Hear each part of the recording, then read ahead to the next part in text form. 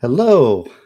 I tell you, I tried. I don't know what just happened, but everything was working, and then the my little intro 30-second countdown thing, it's not here anymore. Where did it go? Wait a second. Wait a second here. All right. Well, enough technical difficulties. Forget all that because we have a great night tonight. We're going to have on author John C. Wright, who we've had on before, and who is an excellent guest as always, and has lots to say, lots of wisdom. So I'm just going to sit back and listen as much as I can because I like to talk. Lawyers like to talk. But I wanted to bring him on because I read his recent book, although this is the first book, John C. Wright, Space Pirates of Andromeda. So with no further ado, I want to introduce you to the great science fiction writer and also fellow Catholic, John C. Wright. There he is in all his glory. Welcome. Good evening. We have some people. We're just getting started. Usually people start rolling in here, but Shane Sousa, my ever loyal mod, is here, and Slidey Pie, who read one of my books cover to cover online. I've actually had multiple people do that. I have somebody reading my book Prepare cover to cover online. I've had Death Penalty Desires read like 3 different people, I think. So it's really, I've got some great fans that are big readers and will enjoy your content. There's Lily and Vice Baby. Vice Baby read my book Summer Friend online, one session. It's on my website. And John C. Wright. Now, people like to say I write books every day, but the real guy here is right over this way. I mean, how many books have you written so far? I've lost count. It's over 30. Over 30. And are they mostly science fiction and fantasy? Yes. I have written 1 or 2 nonfiction anthologies, collections of essays. But no, I'm a science fiction writer, basically. Now, I would say that I became familiar with you through looking for, I would say, Christian writers. And I found a book called Orphans of Chaos, which was my first. And I'm really primarily a fantasy reader. But I will read sci-fi like Frank Herbert's Dune or different science fiction, but Asimov and Arthur C. Clarke, but all of the greats that are out there. I like science fiction, but I'm primarily a fantasy. So I got into Orphans of Chaos, and it's a great trilogy. I would say that's is that probably your best-selling book? I actually don't know which book is my best-selling. None of them sell as well as I would like. Sure. Now I'd have to ask my wife which book has sold. I don't really know either. Sorry. So she doesn't know. Okay, she's chiming in. Now your wife is also a writer, right? Yes, and unlike me, she's a really good writer and very accomplished. And because I write by inspiration, I write without any calculation. She had to teach herself how to write, and she, in the process, has become one of the best editors I've ever worked under. And when I mean best editor, I mean one who recognizes the structure and the craftsmanship of writing.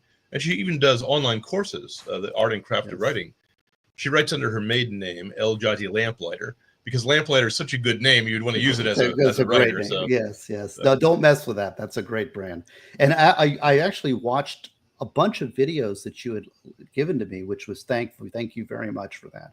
And it helped me because I'm mostly a nonfiction writer. And I wrote my fictional book that got me in massive trouble. But I wrote it, and the guidelines and the tips that she provided, which I'm going to talk about a little bit with the book. We'll talk about your book here because I recognize a couple of those little writing tips in this book. My wife was the editor for that book. That's why this is one of my better books. Ah, yes. And I might take her up. Someday I might have a fantasy novel in the works, and maybe I'll take up with the editing skills. But does she edit most of your books? No, this is the first one she's edited professionally. Now, the Vox Day was my editor for Iron Chamber of Memory, and Tora Books was the editor. Mr. Hartwell, who has since passed away, was my editor for Orphans of Chaos. Okay. And now the girl edit for Iron Chamber.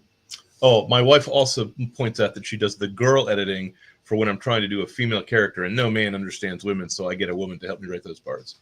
Excellent. And I do the same for her, Sure. Well, now let me ask you this, because MLS Making Law Simple is one of our fellow streamers, and he asks hard sci-fi. Now, how would you define hard sci-fi versus Hard sci-fi is science fiction that doesn't deviate from what is either theoretically possible or sound speculation as opposed to wild speculation. The less wild the speculation is, the harder it is. Diamond Hard would be like The Martian by Andy Weir, where I don't think he postulates anything that we could not do these days. Wild speculation includes things like time travel, telepathy, faster than light drive, and other things that modern scientific worldview doesn't actually think it's feasible.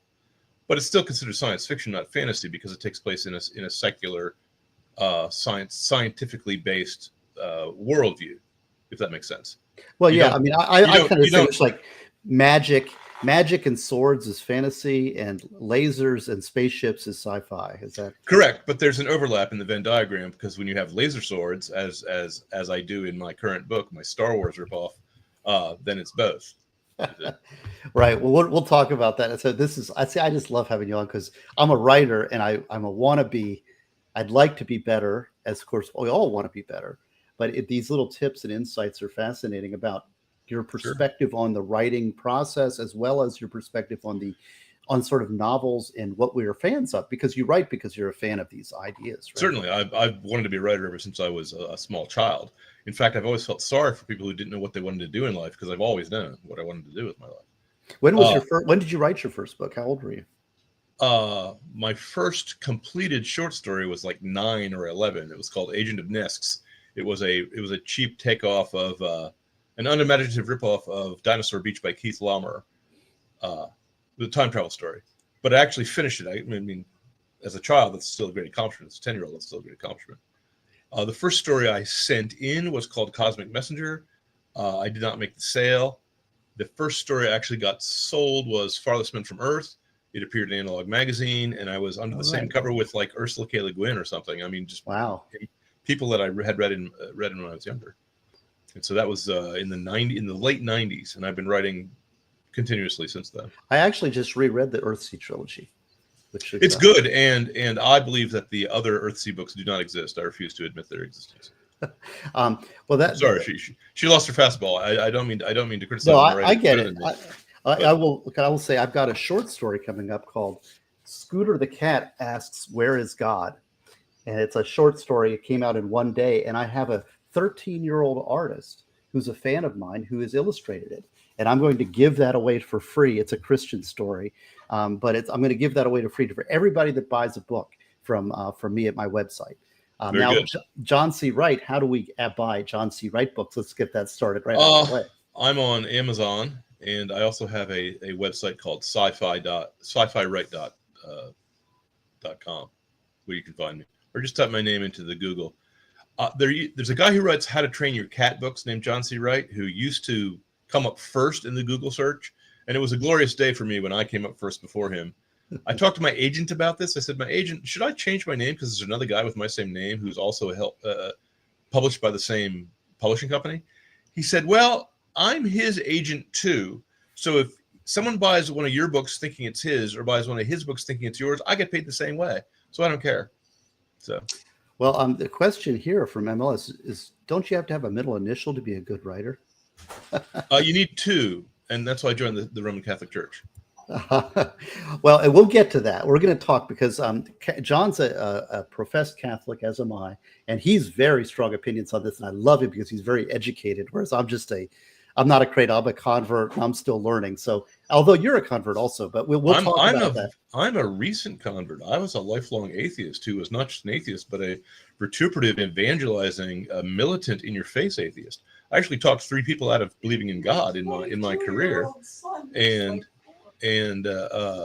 it's still recent compared to the balance of my entire life. My wife never invite a woman, never see a man because they'll tell the same stories, but they won't tell them the same way. She thinks I've been a Catholic. I've been a Catholic for a long time. Well, what is a long time? When did you actually change? About 20 years ago. Well, okay, well, that's more recent than I mean, I'm 60 years old. It's like a third of the. Of the universe's existence.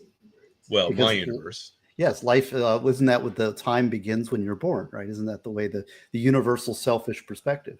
I don't think I was ever that universally selfish. Oh, before we move on to another topic, I want to say one more thing about the difference in science fiction and fantasy, Mhm. because I've thought about this a lot, and there's a lot of people in my field argue about what the definition is.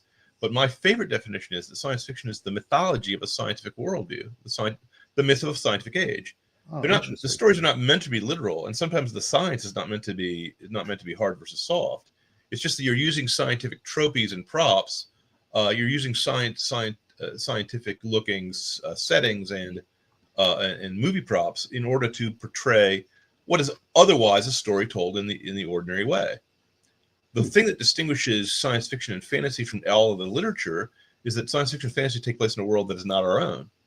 You say, yeah, it has other rules. Even if it takes place on Earth and something like a vampire or a Martian comes through the door, he's part of a larger world than the one that we currently know to be the case. You say, Interesting. and fantasy, modern fantasy, I should say, starting with William Morris, is a nostalgic harkening back to the previous medieval and ancient worldview, where there were saints and gods commonly thought to be real by the vast majority of people. We nowadays live in a dull, gray, and skeptical age where we don't realize there's magic all around us because we refuse to see it. Interesting. Well, that's fascinating. And I will say that you created a horrific image, and you talk about creating imagery and mythology, and maybe you stole it. I don't know, but it's the first I've encountered it, and it's a nightmare concept. And that was the time travel robot that was the bodyguard that put the head in the glass dome. I'll never forget that damn thing. It came from a Japanese anime.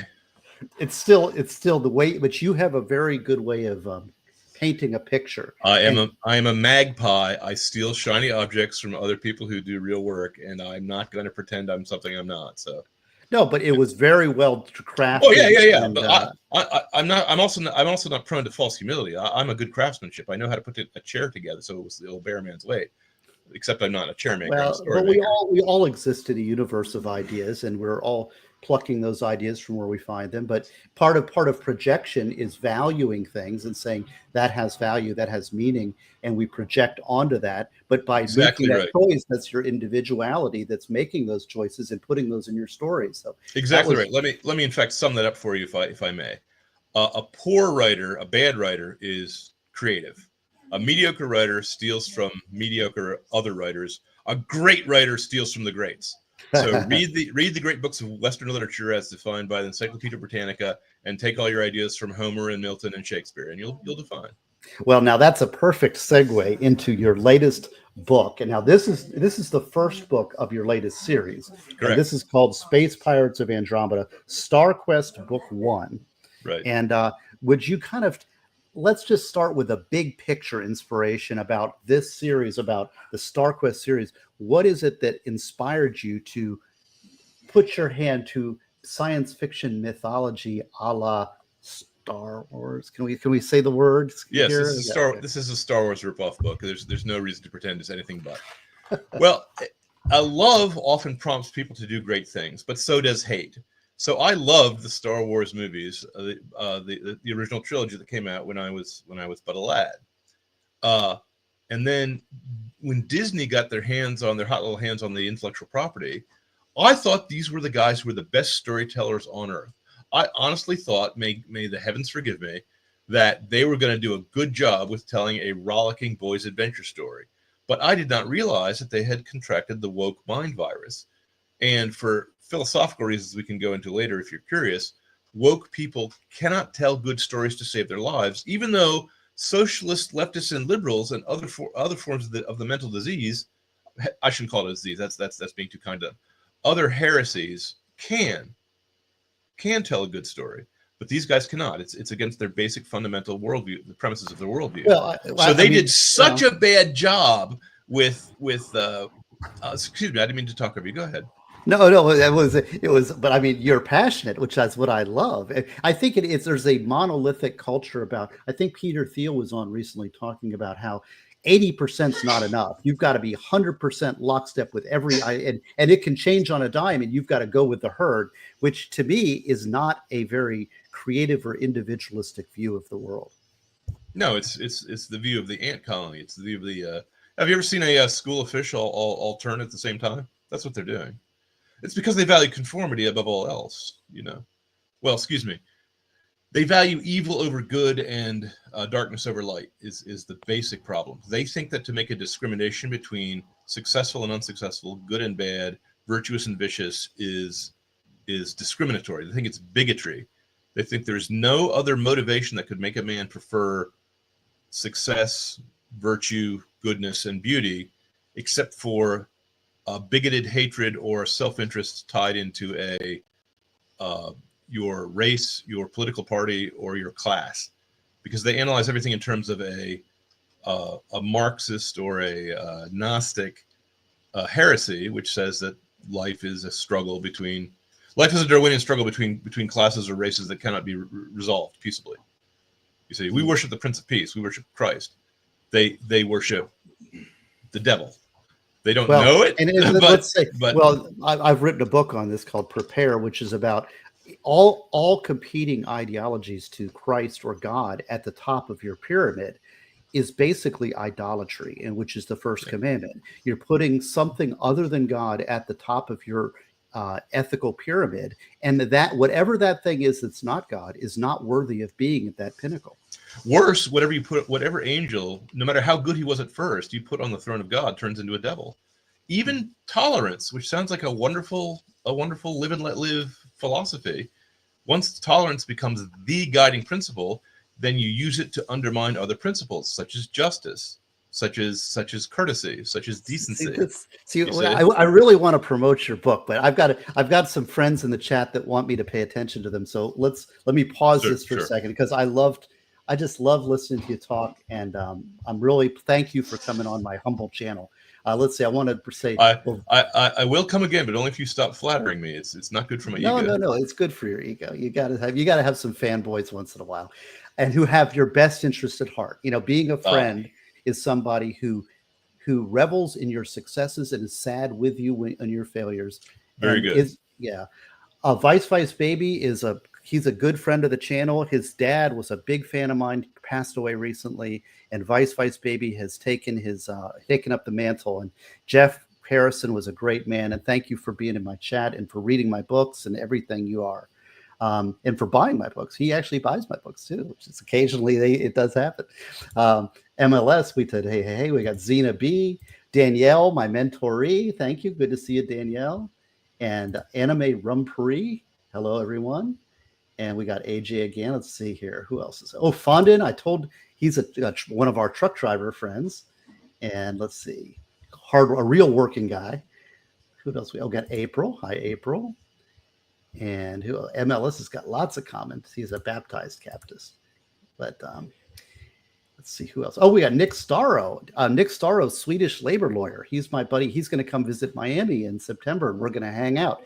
Has a big channel involving does LawTube stuff. There's Bella the Bayou. And then here's Lesko Brandon, who's he is a fellow Catholic who likes to donate money to get us to drink, which is a good Catholic practice. So thank you for the $4.99 super chat, Mr. Lesko. And of course, the name he's really not named Lesko Brandon. I assumed that was a droll jest at the expense of the press. Oh, and by the way, I should explain to your viewers the reason why I hate the press with a driving passion is that I used to be a pressman. I used to be a newspaperman, a newspaper editor.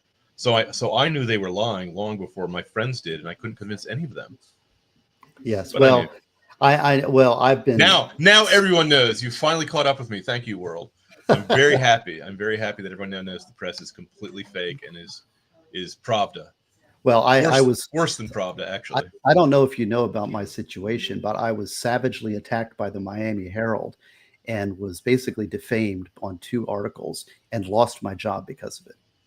I did not know that. I hope, since as a lawyer, you can sue them for defamation. Well, we'll see what the future may hold. Yeah, let's see. And then MLS says, I forgot to thank you for turning me onto the sidecar. Yes. Are you familiar with the sidecar? Okay. Well, do you confine yourself to wine, or do you imbibe in other Me, spirits? I don't drink at all. I'm a No. teetotaler.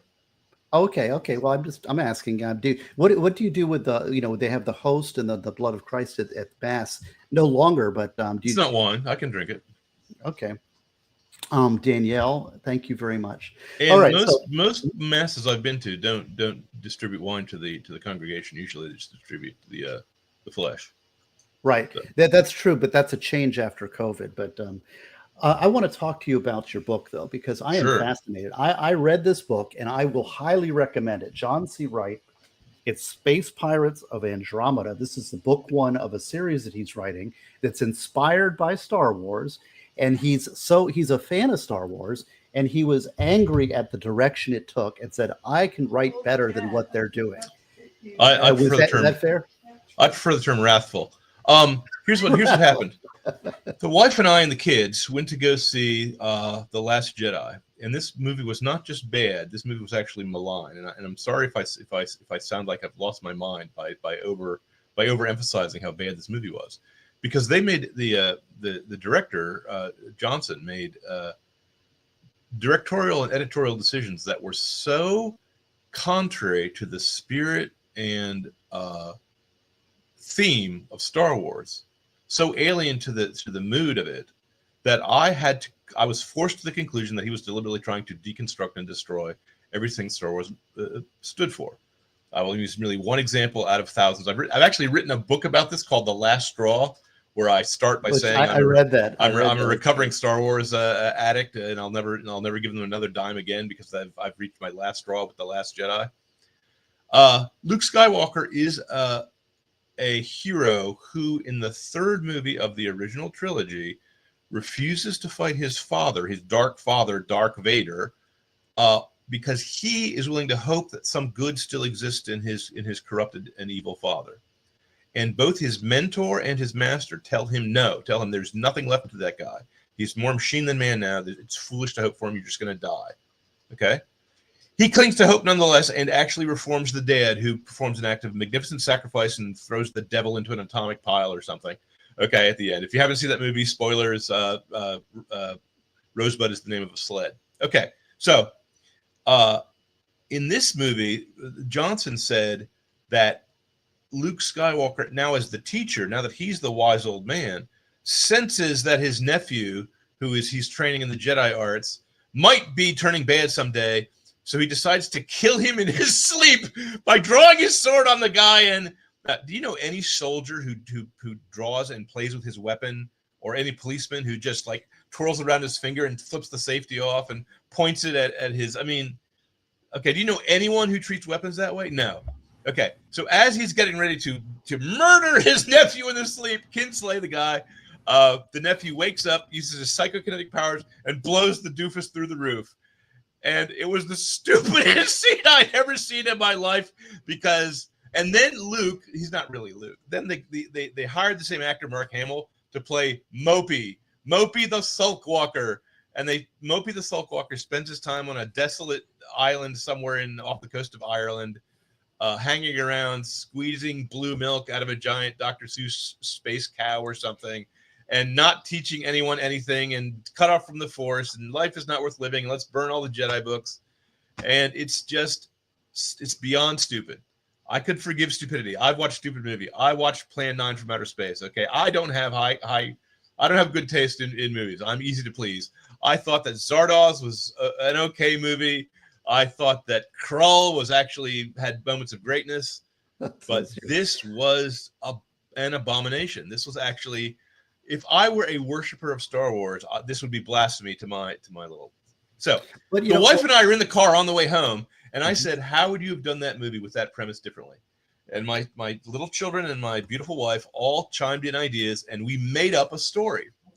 So when it came time for me to write a review for my journal, for my weblog of the Last Jedi, I wrote up this story instead, Dark Sun's Rising, and I said. And then I described this wonderful adventure with space ninjas and pirates and the Han Solo coming out of retirement to go save his nephew, and all this glorious garbage I just shoveled in with a snow shovel. And at the end of my description of this story, which I hung together fairly well, I mean, two amateur writers and two professionals helped make it up. At the end of the review, I said, that at least is the story that takes place in my timeline, which is the good timeline. Somewhere nearby, there's people in a rotten timeline that didn't see a movie as good as this one, and it was called The Last Jedi.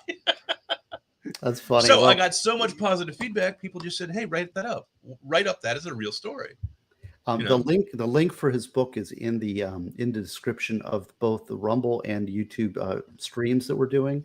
So MLS, if you want to get his book, but they're also available on Amazon. Go John C. Wright, Spice Pirates of Andromeda. I'll say that one of the things. And tell him that now that Easter is past, anyone he didn't buy a book for during Easter, he should buy at least 5 or 10 or 22 copies. Now, I also have to say, the book is meant to be an homage to the pulps also. Because back in the pulp days, there was not strict division. Well, okay, science fiction and fantasy. See, I don't even need to. You've got it, man. You're going.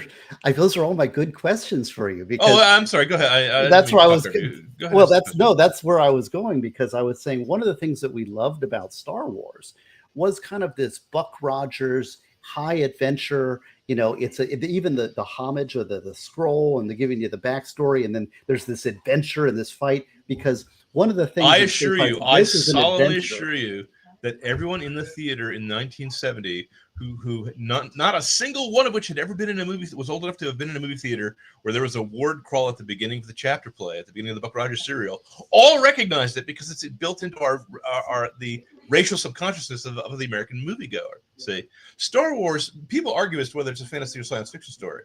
I say Star Wars is a movie that's an homage to old movies, the same way American Graffiti was an homage by a director who loves movies, you see? And so he tried to capture the Buck Rogers flavor of things, and he did it perfectly. He did a perfect Buck Rogers, and he actually improved on the original.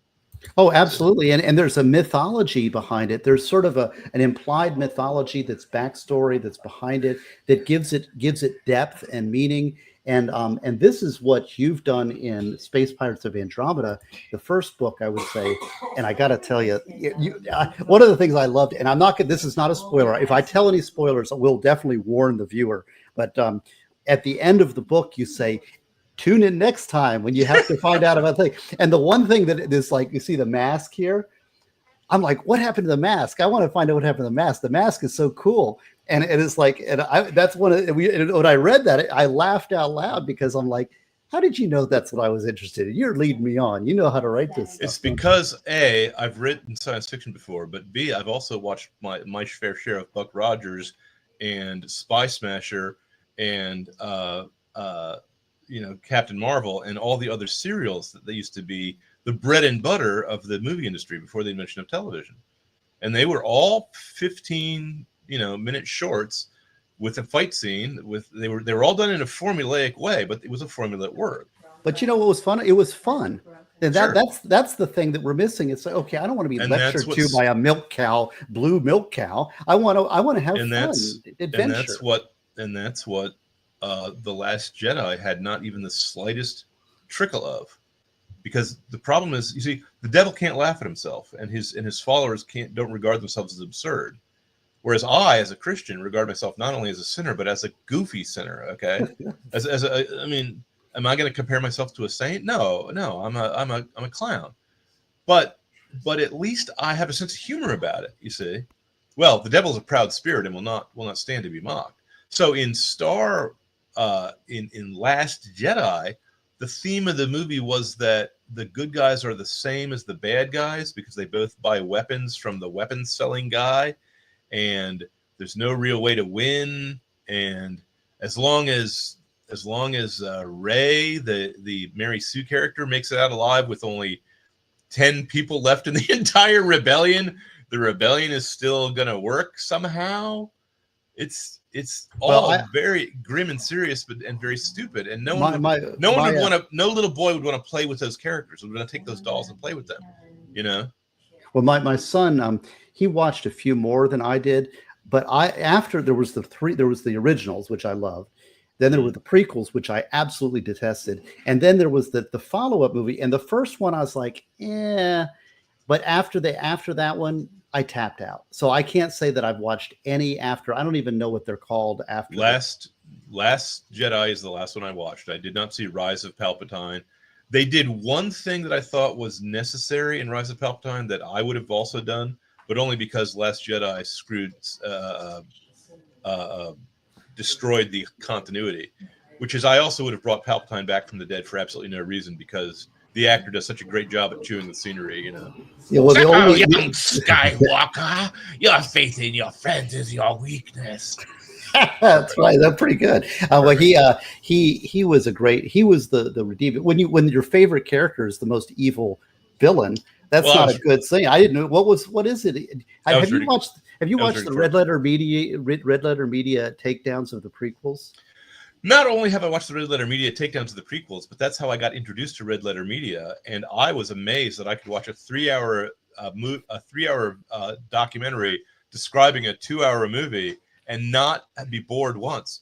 Red Letter Media asked me a very important question as one writer to another, and I'll ask you the same question. Is there any character whom you can describe without using his name?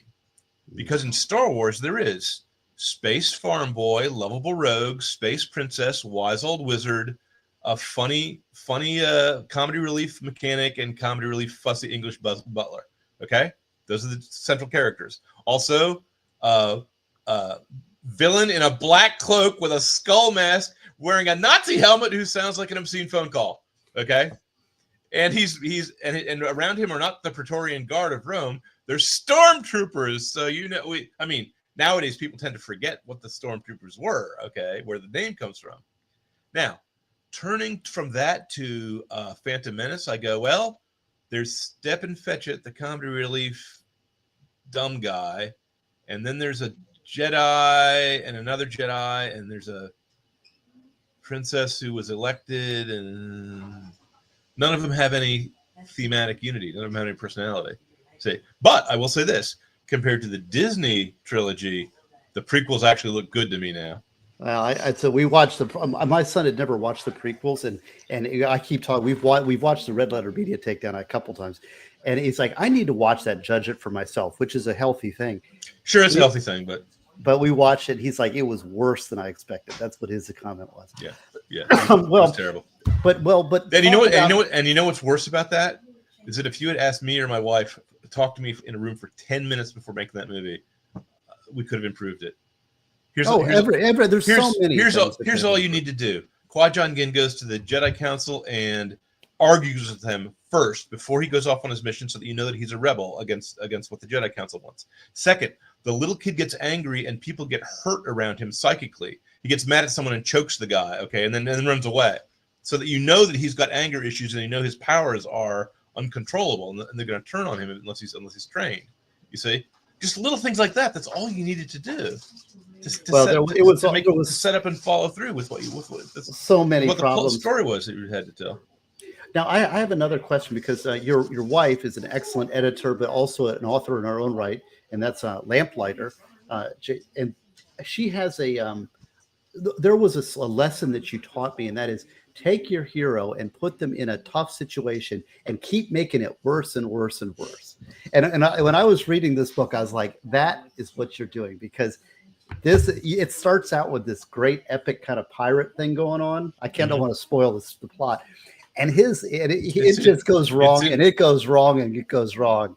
It's in chapter 1. It's not much of a spoiler. Well, I know, but he basically, there's a space pirate, and he's trying to go and recover something from a spaceship, and he gets busted, and then it chases on, and it just goes from there. And boy, I kept looking for, like, I want him to get out of this. I want him to escape. And it was like, you kept me grabbing me and put me in worse positions. I'm like, John, what are you doing? That's not my wife. That is Lester Dent, the author of the pulp story Doc Savage novels. He actually wrote up a formula, which I posted on my blog, as to what you want to do if you want to write a good action adventure story. And the first thing is, pick an exotic location, like outer space. Then you take a fistful of trouble and you jam it on your main character so he gets it in the neck. Okay? Then you have a fight scene, you have a fisticuff or a gunfight. Then you throw more trouble on him. You jam him deeper into trouble. Then you really pour it on. You say, that's boy, and you did that, and you left me. I mean, and it's boy, there's a cliffhanger at the end, and I didn't want to read the next one until I talked to you, but and I'll tell you, I read this very carefully because I tend to blast through books because I read very fast and it's entertainment, and so I don't. But because I knew that you were going to come on, I read it very carefully and tried to really savor it. It's And it's so meant that to be a pulp story. You're not supposed I to savor it. I know. I'm trying to do cotton candy, but I accidentally get the philosophical depth and everything I write against my will. So Sure. Well, that's the and cross you, I have to bear. now you are a you are a Christian and a Catholic, and I will say Yes. it's an underlying theme in the book, but it's not a hit you over the head theme. You can No, enjoy I the- don't like hit you over the head themes. If you can read Lord of the Rings by Professor Tolkien without even knowing what his beliefs are, but if you're a Catholic, you'll see the symbolism and you'll see a richness and a depth that otherwise will go over your head. Say, C.S. Lewis is a little more obvious, but even he can be read with perfect enjoyment by agnostics and atheists. which is what I'm See. I'm trying to do that with my children's books a little bit, is to incorporate a religious theme and morality, but yet have a standalone story that's not just, Jesus lies down with sheep and you love Jesus, but instead it's got Christian morality in a good children's story that you can teach morality with your children through children's books. Yeah. That's what I'm trying to do. But it's also gives it, I would say, a richness and a depth, a framework of good and evil that seems like the Hollywood and writers now are consciously attacking and trying to pluck out Correct. and pulling the soul out of a story. Correct. I mean, so tell me a little bit about your approach to that and what your philosophy is. Well, my philosophy is that the storytelling comes first. That your theme is going to creep up on you whether you want it to or not, because your life experience is going to modify the way you tell the story or even what stories you choose to tell. In this particular case, since I was doing a obvious Star Wars knockoff, I have to give the readers something that was made up by me and not made up by George Lucas. Otherwise, they shouldn't pay me. They will pay George Lucas. Does that make sense? So I said, well, if you had to do Star Wars all over again, so it's not actually Star Wars, and you want to keep the same flavor, you want to keep the same Buck Rogers mood and flavor, what would you do? I said, okay, there's three things. One, there's not enough space pirates in the original trilogy. You can get space pirates in some of the games and so on and so forth, but you can't have a space princess without a space pirate. It's not fair. Two, his aliens don't have that much to them. Now in a pulp, they're not supposed to have much to them. I mean, the Kzinti are basically Lion Men, or Thumb the Lion Man from the subject of Ming of Mongo from Flash Gordon. You don't have to be that complicated. You don't if you're writing a pulp. If you're writing a Larry Niven style story, you want to make your aliens. You want to think through their biology and their psychology and all sorts of things. Three, the Jedi Knights always struck me as really neat, but not really Western, because Lucas was deliberately copying from the samurai adventure stories from Japanese cinema.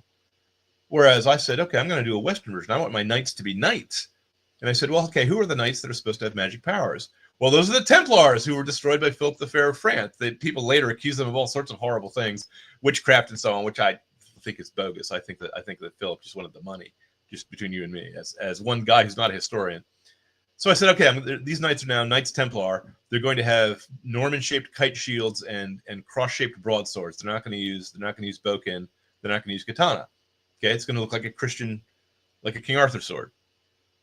And I said, what else has to be true? And I said, well, when I was young, before I was an atheist, I was a Stoic, and I know that the Stoics often worship the stars. I also noted that in the Bible, they often refer to angels as stars, kind of symbolically. So I said, okay, these guys will be in the far future. The knowledge of Christ will have been taken away from mankind because of some horrible sin we committed that I'll never mention. That's just in the background. So they'll know that the stars are supernatural beings that give off psychic as well as electromagnetic energy. Okay. And they'll kind of believe in astrology, maybe a little bit, but not so much as to make it, witchcrafty. And maybe they'll be slightly Japanese in the way they have maidens to tend their shrines or something like that. I just wanted to give it a slightly different flavor, so it wasn't obviously. I wanted my knights to be more like knights and less like samurai. Well, So unexpectedly, the really wise people in the background of the story also refer to the star maker who made the stars. See, and his name is mentioned more than once.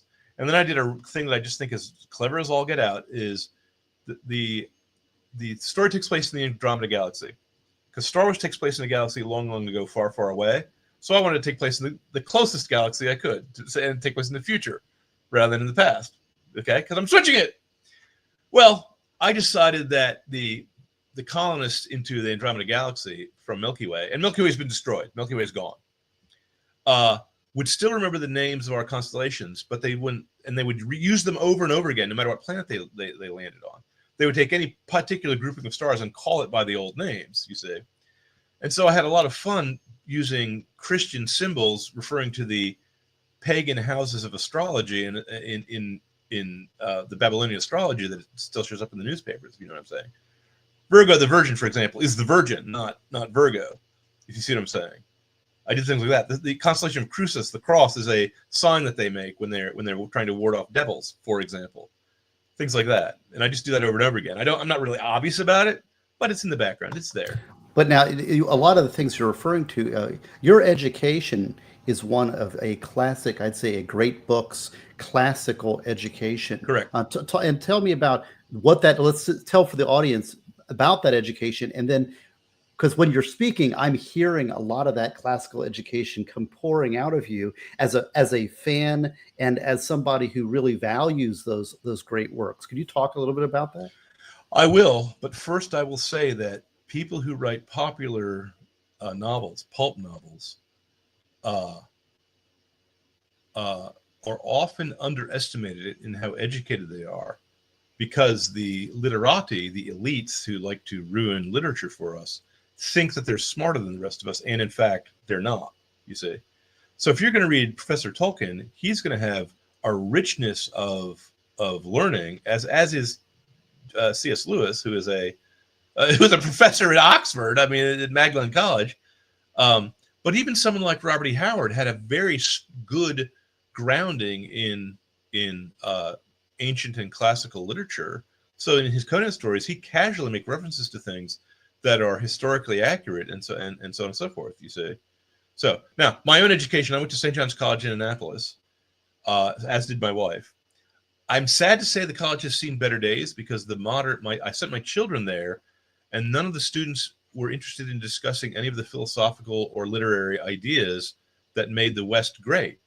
They just don't think there is such a thing as true and false, beautiful and ugly, virtuous and vicious. They don't believe in the transcendental. If you remember our last, and I saw something you posted on X, and if people don't follow John on X, they should, because he is a proud Catholic, and he zings them across the plate every day.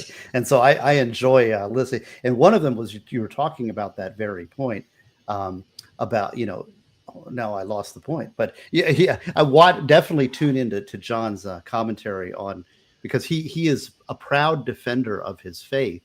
And as we should be. I mean, if you believe it, if it's true, then it's worth defending. Yes. And this idea of beauty is one that we talked about extensively in our last time that you were on.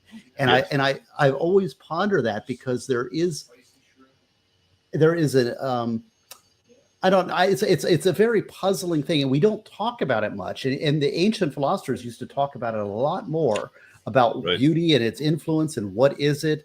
And about as a reflection of God, and it's our projection right. onto valuation, and beauty is now, people are consciously ugly, and it's like they say, well, everything's equal, everybody's beautiful, everything is equal, and it basically, by doing that, you are tearing down that which is beautiful.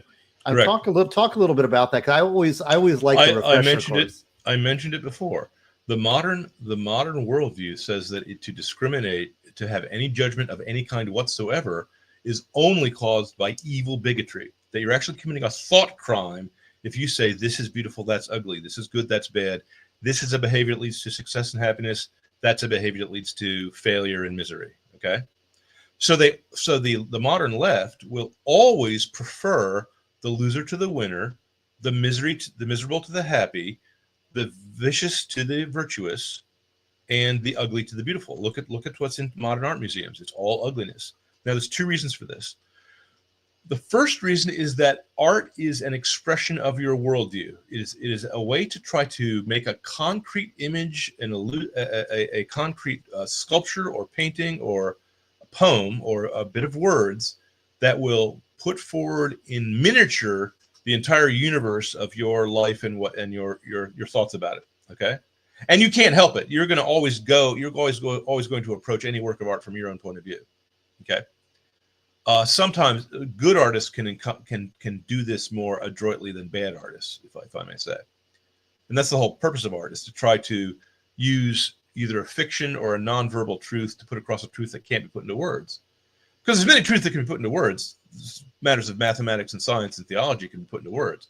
But there's mysteries that can't be put into words. Love, the Trinity, the mystery of the incarnation. I mean, you can grope around the edges of these things, and you can say what they're not. You can decide if certainly logical things said about God are false. Okay, but he's an infinite being. He's a necessary being. He's before all time and outside of time. How are you going to talk about him? You're going to talk about him only allegorically, only in terms of metaphors. Father, God, light, truth, love. Okay, Right. but those are basically inadequate. Those are basically, I can point at the sun, but I can't get my arms around the sun. It's bigger than the earth. It's too big for me to actually embrace. Well, and that goes back to humility, and that, here I Right. am, just a human being with a limited lifespan and a small brain, and I think that I can explain the world or God or the universe in this little brain with my limited tools of words.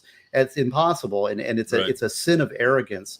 And I think that it's a big point I make in my book, Prepare, is that that is a very modern view of, I'm the center of the world and I can actually understand something as huge as God. You could look at a tree your entire lifetime and never really fully understand the tree. Well, here's the irony. If you believe in God, then you believe that the creation is an artifact, is a work of art, and that we are part of it, and that we were meant to figure it out. And the guy who wrote the puzzle is also the guy who wrote the answer. Okay? And the guy who gave us the tools to figure it out with and designed the tool for that end. But if you believe that in no God, then you think we are naked apes who happened by accident to have a twisted part of our brain that allows us to speak words that apes don't have. And that twist is neither better nor worse. It's just an accident. It was not purposefully given to us for any particular reason. You can say that statistically, those with the twist in their brain will outbreed those who don't have the twist in their brain. But there's no evidence whatsoever to show that's the case. Well, that's just a supposition. Please let me finish. So if you believe in that worldview, you are humble about the very thing you should be proud of. If you're a Darwinian, you believe that your brain is insufficient to tell right from wrong and to tell whether the rules of logic are true or not.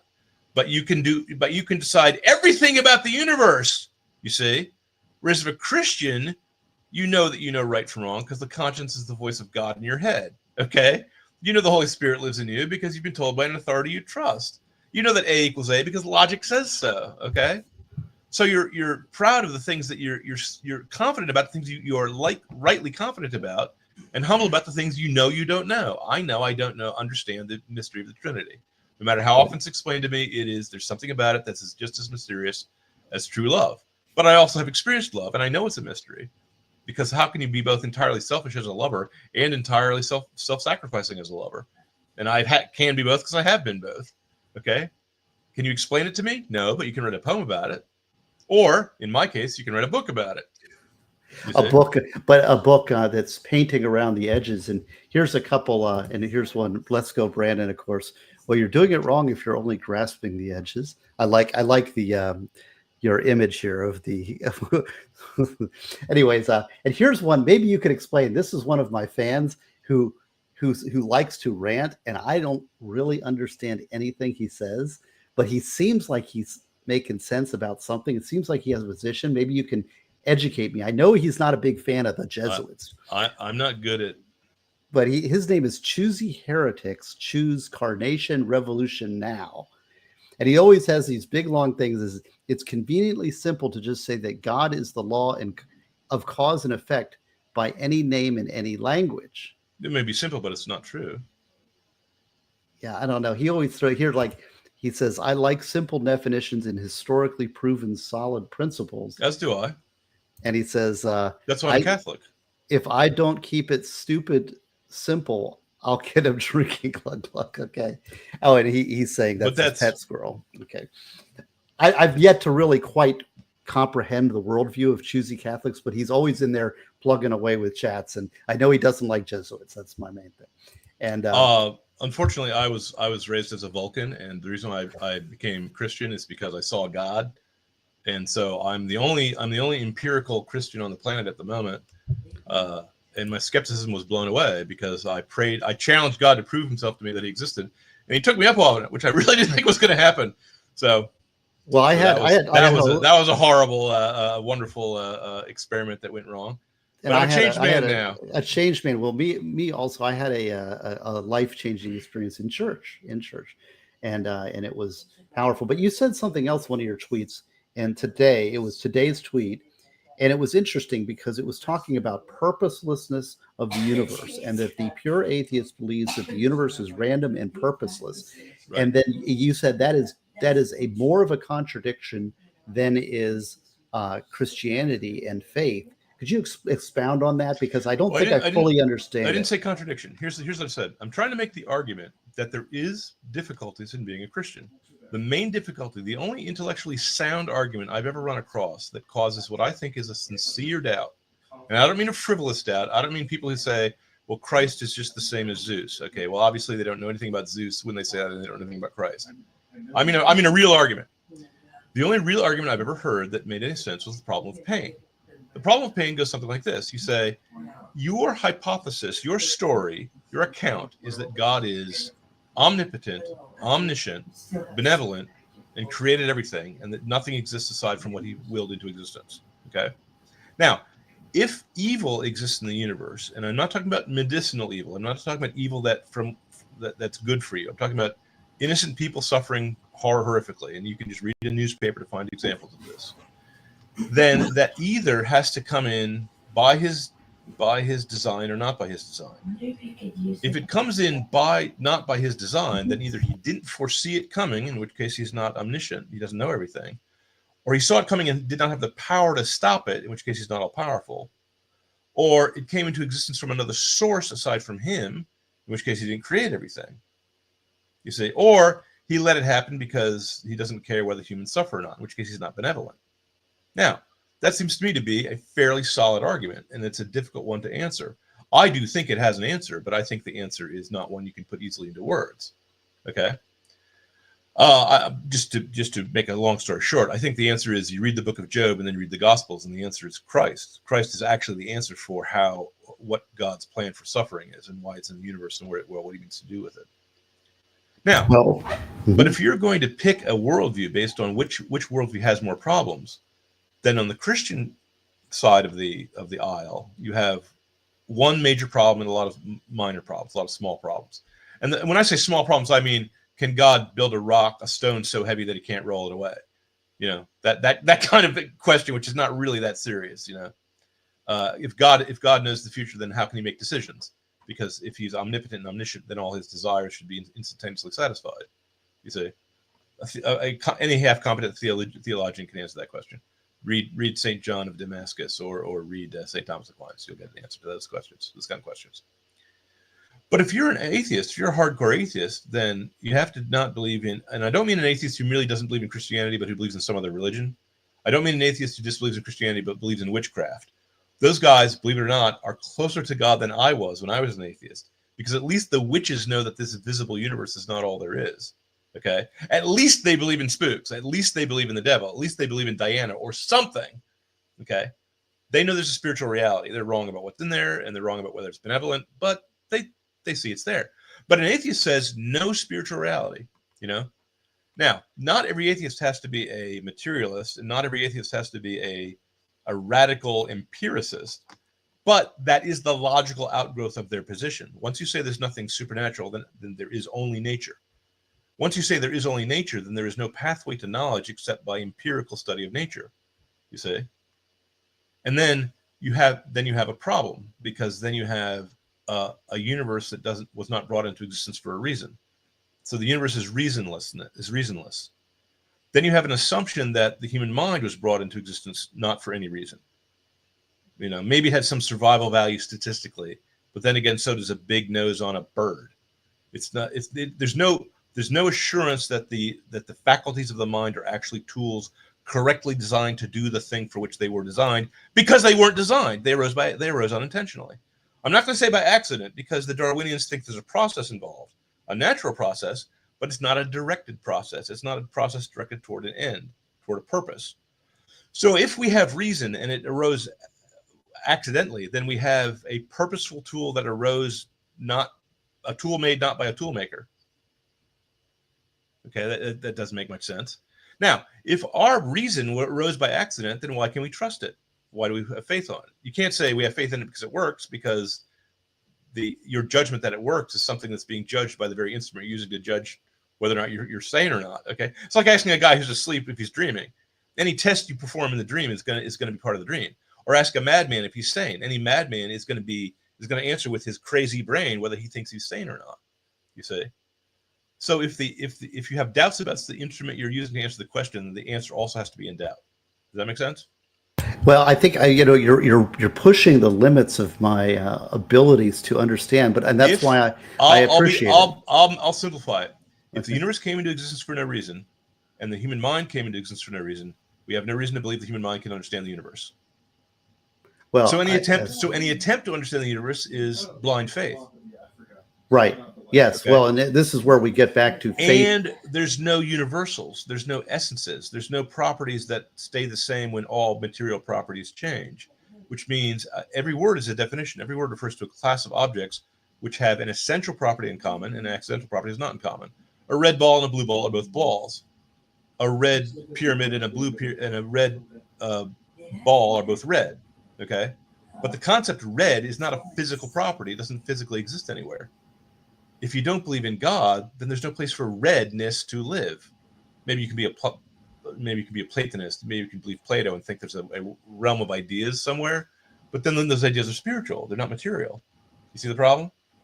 Right. So that means words have no meaning in the atheist universe. There's no way possible for them to have meaning. That means there's no law superior to human law. Every law is man-made. Every moral law is man-made. Every legal law, every law of civilization is man-made. So if you say the laws are whatever men say is the law, then men can change their mind.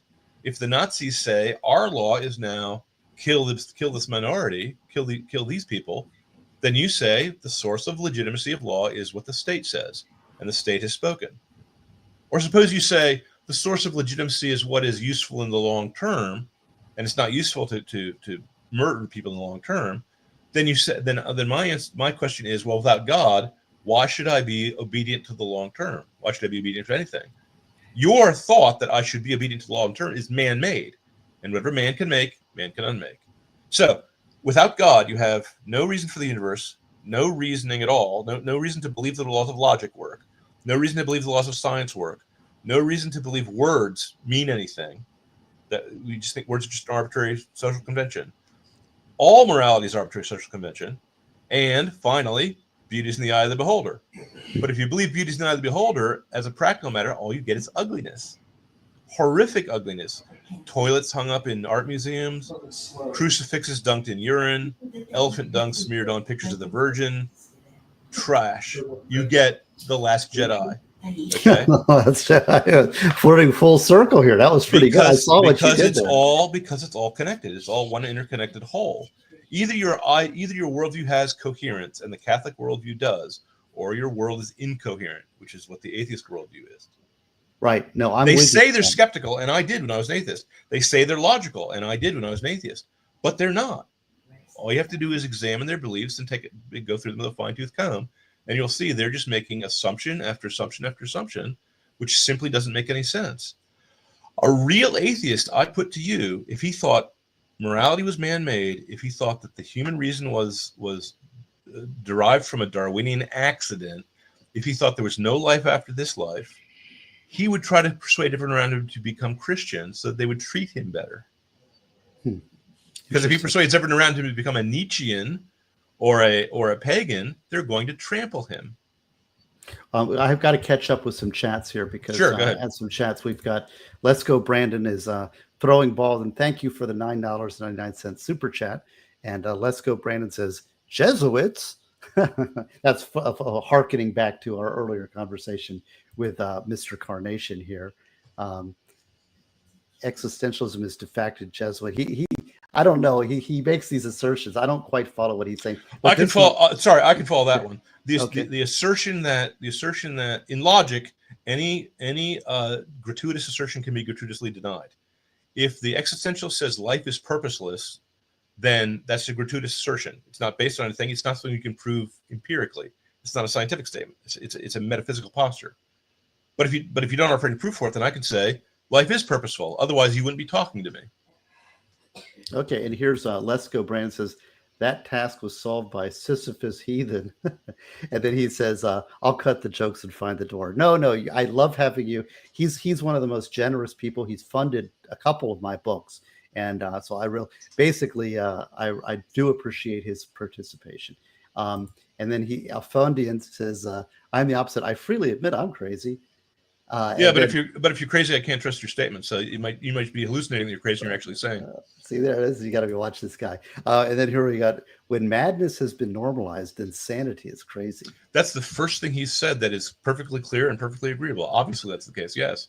That's why, by the way, the people who say that Christianity is the opiate of the masses and is merely used as a mechanism of social control to get women to have children or something, they don't know anything about history. Okay. Christianity is not only the opiate of the masses, but it's the one thing that makes the masses rise up and demand social change for the better. Build hospitals, grant votes to women. That's free the slaves. That's all comes from Christianity. Pagans have absolutely no reason why they would want to do any of those things. It's not part of their worldview. One of my discoveries in my book Prepare, when I was writing it, I came upon some wisdom that maybe it's obvious to everybody else, but I have to build everything from the ground up. And that was that, because what I found that my two fundamental truths within with the things that drive me in my life, my fundamental values are truth and individual freedom, right? And the book was a meditation on what is individual freedom. And the revelation that I came upon that was surprising to me was that Christianity, Western Judeo-Christian worldview, is necessary. It's a necessary component to individual freedom. Other, like you were saying, other religions do not have that. If you cannot base a free society on a non-Christian or a non-Judeo-Christian, I say Judaism is part of that, worldview, because, for example, Islam requires subservience. And you're saying the pagans, why would they value freedom? Why not just power of the sword? No. Let's be careful. The Spartans did value freedom for their state against the Persians, okay? But they didn't value individual freedom, which is the way you phrased it, you said. Right. Exactly. So yes, the liberty was still considered to be a good thing among the ancient Greeks, and isonomia was their word for equality under the law. But they were slaveholding people, and the Athenian democracy merely condemned Socrates. It didn't believe in individual rights. You say, right. Does that make sense? Yes. The only way to believe in individual rights is to think that all men are equal. But that's a mystical concept. We're not equal in any way, shape, or form except for one. We're equal in the eyes of God. You see? And so we want to make our laws just, and so we want to make our laws treat the rich and the poor the same. Even though, quite obviously, if you're the prince of a city and a rich man has an argument with a poor man, it would be prudent. It would actually be prudent. It wouldn't to be unjust, because then you would reward the rich man. More rich men would stay in your city. You'd have more tax money. You could build a bigger army, and you could defend the city better. And yet you're going to invoke the hostility of a rich man in your city. Let's say you're in Florence or something, in some Italian city-state, by helping a beggar who doesn't pay taxes. You see the problem? You have to be a mystic to believe all men are created equal. You see? Now, a personal pet peeve of mine that I will never get over is people using the word equal in political discussions and legal discussions. Because I'm a lawyer. I mean, I graduated from William and Mary Law School. And I passed the bar in New York and in DC and Virginia. They use the word equality as if they mean homogeneity. They say, well, these two men are not equal. They're both the same height. These two men are not equal. One's a redhead and one's a blonde. These two men are not equal. That guy has more money than that other guy.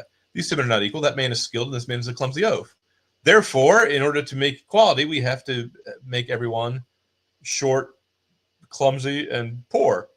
Let's starve everyone together as one, like in the Soviet Union. Okay, that's insanity.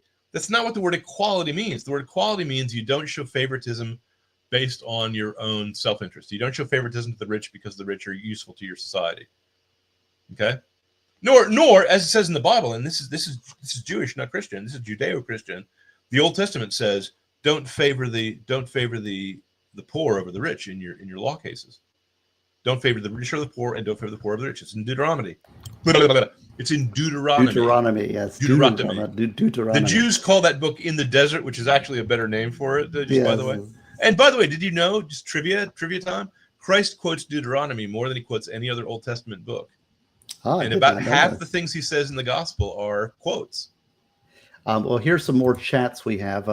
Slidey Pie says, hey, you can go to my channel and watch me read 2 of Steve's books, Death Penalty Desires and The Summer Friend. That's true. Slidey Pie has read 2 of my books. Isn't that wonderful? Are those fiction or nonfiction? Death Penalty Desires is my only fictional novel. And that's the one that the Miami Herald crucified me over because I made a villain, a misogynist villain. And he's a fictional villain based on true observations of my dealings with lawyers in the prosecutor's office. And they transferred those villainous ideas into me and said, I'm a misogynist because my fictional character was such, and wrote two. I hope that they do that to me, because then they'll think that I have the powers of the Dark Lord and can call on the Force and choke people from across the room, which I can't. But I would like them to. I'd like them to know that. The Summer Friend is a mostly true story. It's 95 to 98% true about growing up, about the transformation. It's a true story about when I was growing up in Ormond Beach, Florida. But it's a the larger. The stories are always cold until I find the mythological key or the greater picture, the greater meaning of it. And that story it's a little subtle, but it has to do with leaving childhood behind and that awkward period when we're not an adult, and that we make friends and we have friends that give you value, but then as you grow apart, how should we view those people? Did they give us a gift, or do we resent them? Because it's a normal human thing to resent that person because they used to be my friend and now they're not. Instead of appreciating the gifts that they gave you at the time that you moved away from childhood. So that's the basis of the Summer Friend. That sounds wise. Now I also have I love talking to you, and I love hearing what you say, but you did suggest a topic for tonight's that we would segue to, and I want to remind you of that because I've been thinking about this a lot. How long are we going? Is this as long as you want? 2 hours. Last time we went over 3 hours, so my time is your time. I don't have anything else I'm doing this evening. I'll talk. Okay, if you want. But you said let's segue into the broader topic of a Christian poet's proper roles and duties towards heaven and towards his fellow man. Now, you said you were thinking a lot about that. So what is the broader topic there? Someone asked me to write an essay on that topic, so I had been thinking about it. And it's too bad, because I thought you were going to ask me what my influences were on this book. We can go back there and we can come back. I mean, I'm not.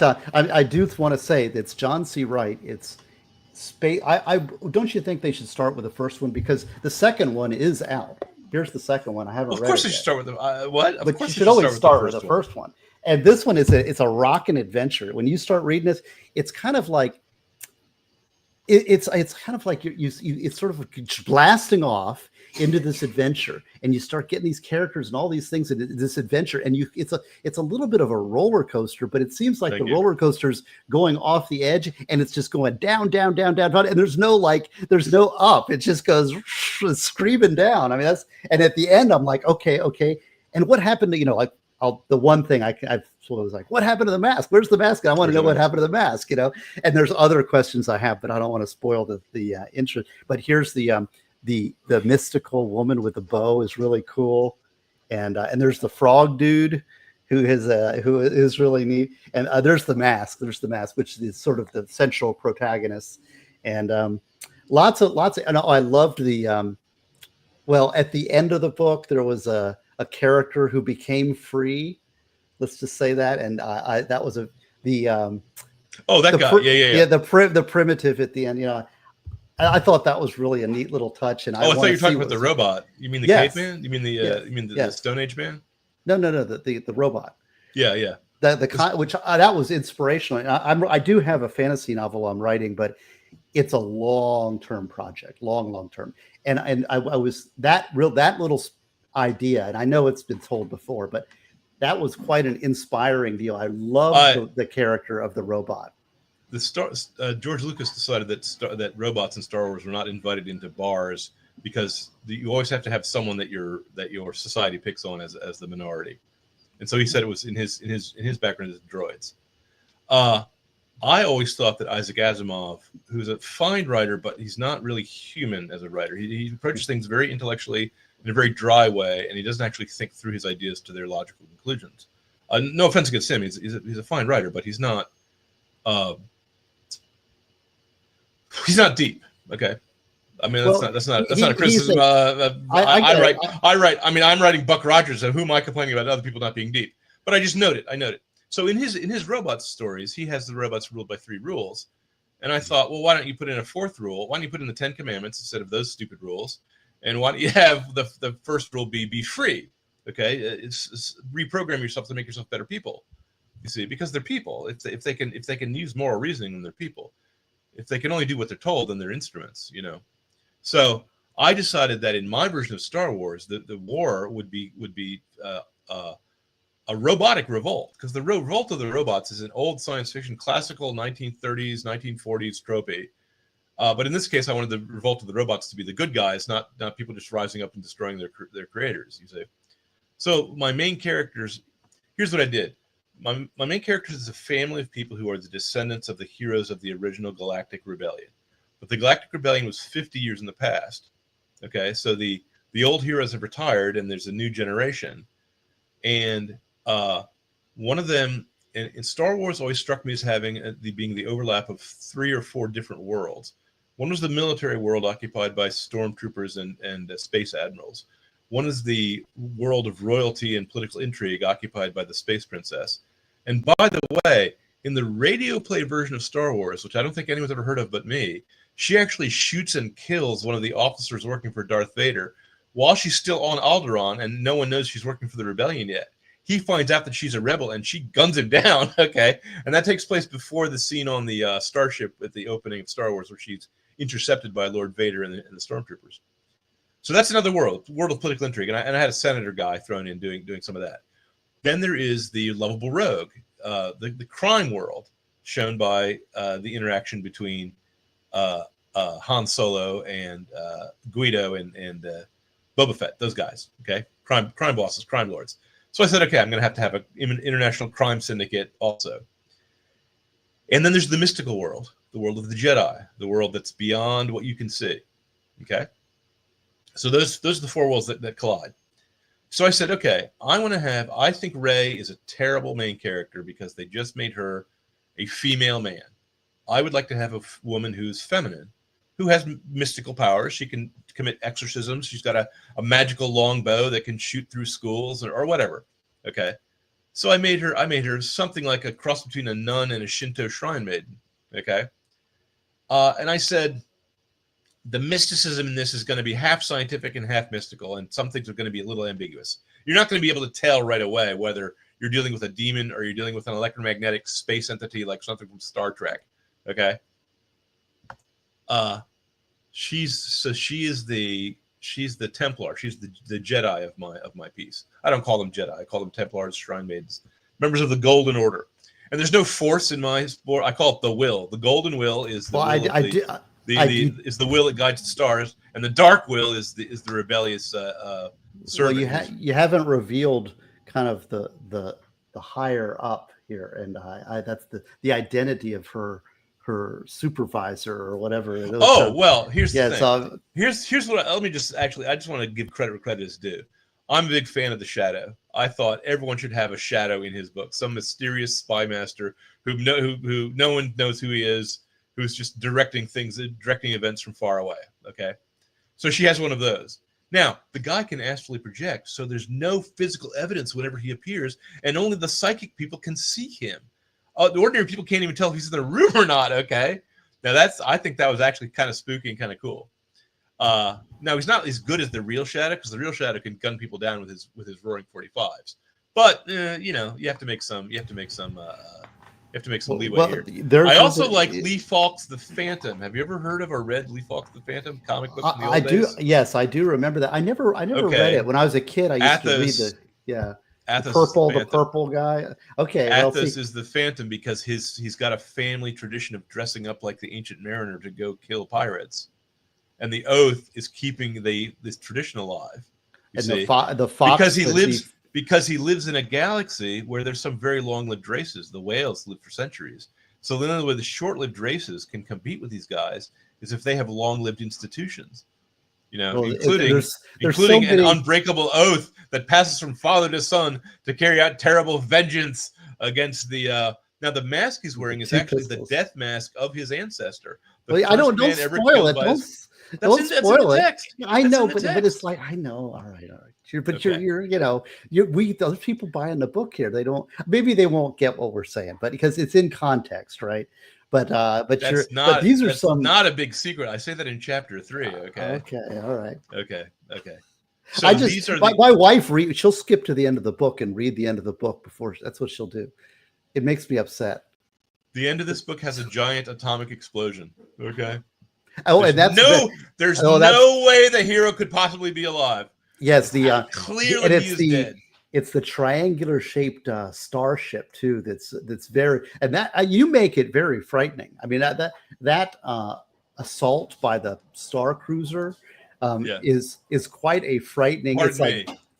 Lucas called his big ships destroyers, which is foolish because destroyers are small ships. That is a dreadnought, okay? Or a battleship. That's what attacked, okay? and it's a frightening. It kind of I've read I mostly read nonfiction. I do read fantasy and science fiction, but I've read a lot of nonfiction. And there's a really good book about it's D-Day from the German perspective, and it's real life accounts of or World War II from and there's a really good account of a German soldier experiencing D-Day and being in this little shell, you know, with his little machine gun and his little nest and all his friends and all the ships forming off and the aerial attack, and he was the only survivor of his entire company of 30 German soldiers who were defending the beaches. And I'll never forget because the image of him looking out and saying, "Death is coming," right? I mean, it's certain, and that's the feeling I got when that Star Destroyer showed up in there. Here's why I admire the Germans during World War II. They were not cowards.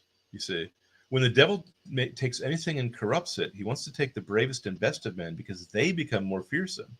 If a man was lacking in all virtues, if he neither had justice nor prudence nor temperance nor courage, he'd just be Gollum from Lord of the Rings. He would actually be scary. See, but some of those Nazi guys, and I should say the Japanese too. The Japanese were suicidally brave, literally so. They would crash a ship into a battleship, you know, and to them it was the calculation of, well, we lose one life, they lose hundreds, you know. Now it's a desperation move, don't get me wrong. And these guys were as evil as all get out. But no man is so evil that he doesn't have some virtues in him. Otherwise he wouldn't be salvageable. You see? Right. Well, and a good villain has motivation, and this is what you're making. I know that like the Fox pilot, who I did not like. I gotta say, he made me angry. Pirate. He's not a pilot. He's a pirate. I know, but he was the navigator, and you know this navigator. Yeah, the Fox guy. The Fox guy is the captain. Yeah, the captain of the ship, the pirate. He's not the pilot. The pilot's a little around a billion. Right. Yes, okay. I know, but he's the one that commands the ship. So I mean, the robot ball was. The commander of the ship is called captain. The pilot of the ship is the guy who turns the wheel. Well, but I didn't like the Fox. Your dad was not a Navy man, and mine was. Okay, so I have no roofs on my ship, and no doors, and no bathrooms. It's the head, it's the bulkhead, it's the deck. Okay. But he was now, pretty. He was a pretty evil by the way, dude. I'm being completely absurd. There is no reason whatsoever that we would use seagoing terminology in outer space. But this is a fantasy story, so all the ships are named after ships. Right, and well, but it was he was an evil character, but I understood him. And that's what made him more real and more threatening, I would say, because you know, if you have these characters that are operating and they're irrational, it's you can't comprehend it. It doesn't fit in, and it doesn't frighten you because they're operating irrationally. And that's one of my big criticisms of the trilogy, the Star Wars prequel trilogy, is that so many characters are acting irrationally. It's just bad writing. I mean, yeah, it depends on how. Everything is the execution. Nothing's really the idea. You can have the Joker, who is criminally insane and motivated by merely his bizarre sense of humor and his cruelty. He's a perfectly scary villain if he's played by a good actor. But because you can identify the motivation now. No, but you can't. That's what makes him scary. That's what makes it right. But it's like in the prequels, like I didn't know why anybody was doing it. Like, why is the Spacing Guild blockading? That's just bad writing. I mean, that's it would have been easy to come up with a motivation for all those things to be happening. And the problem was that, with all due respect to a man I really admire, Lucas could not discover what makes an empire fall or what makes a man go corrupt.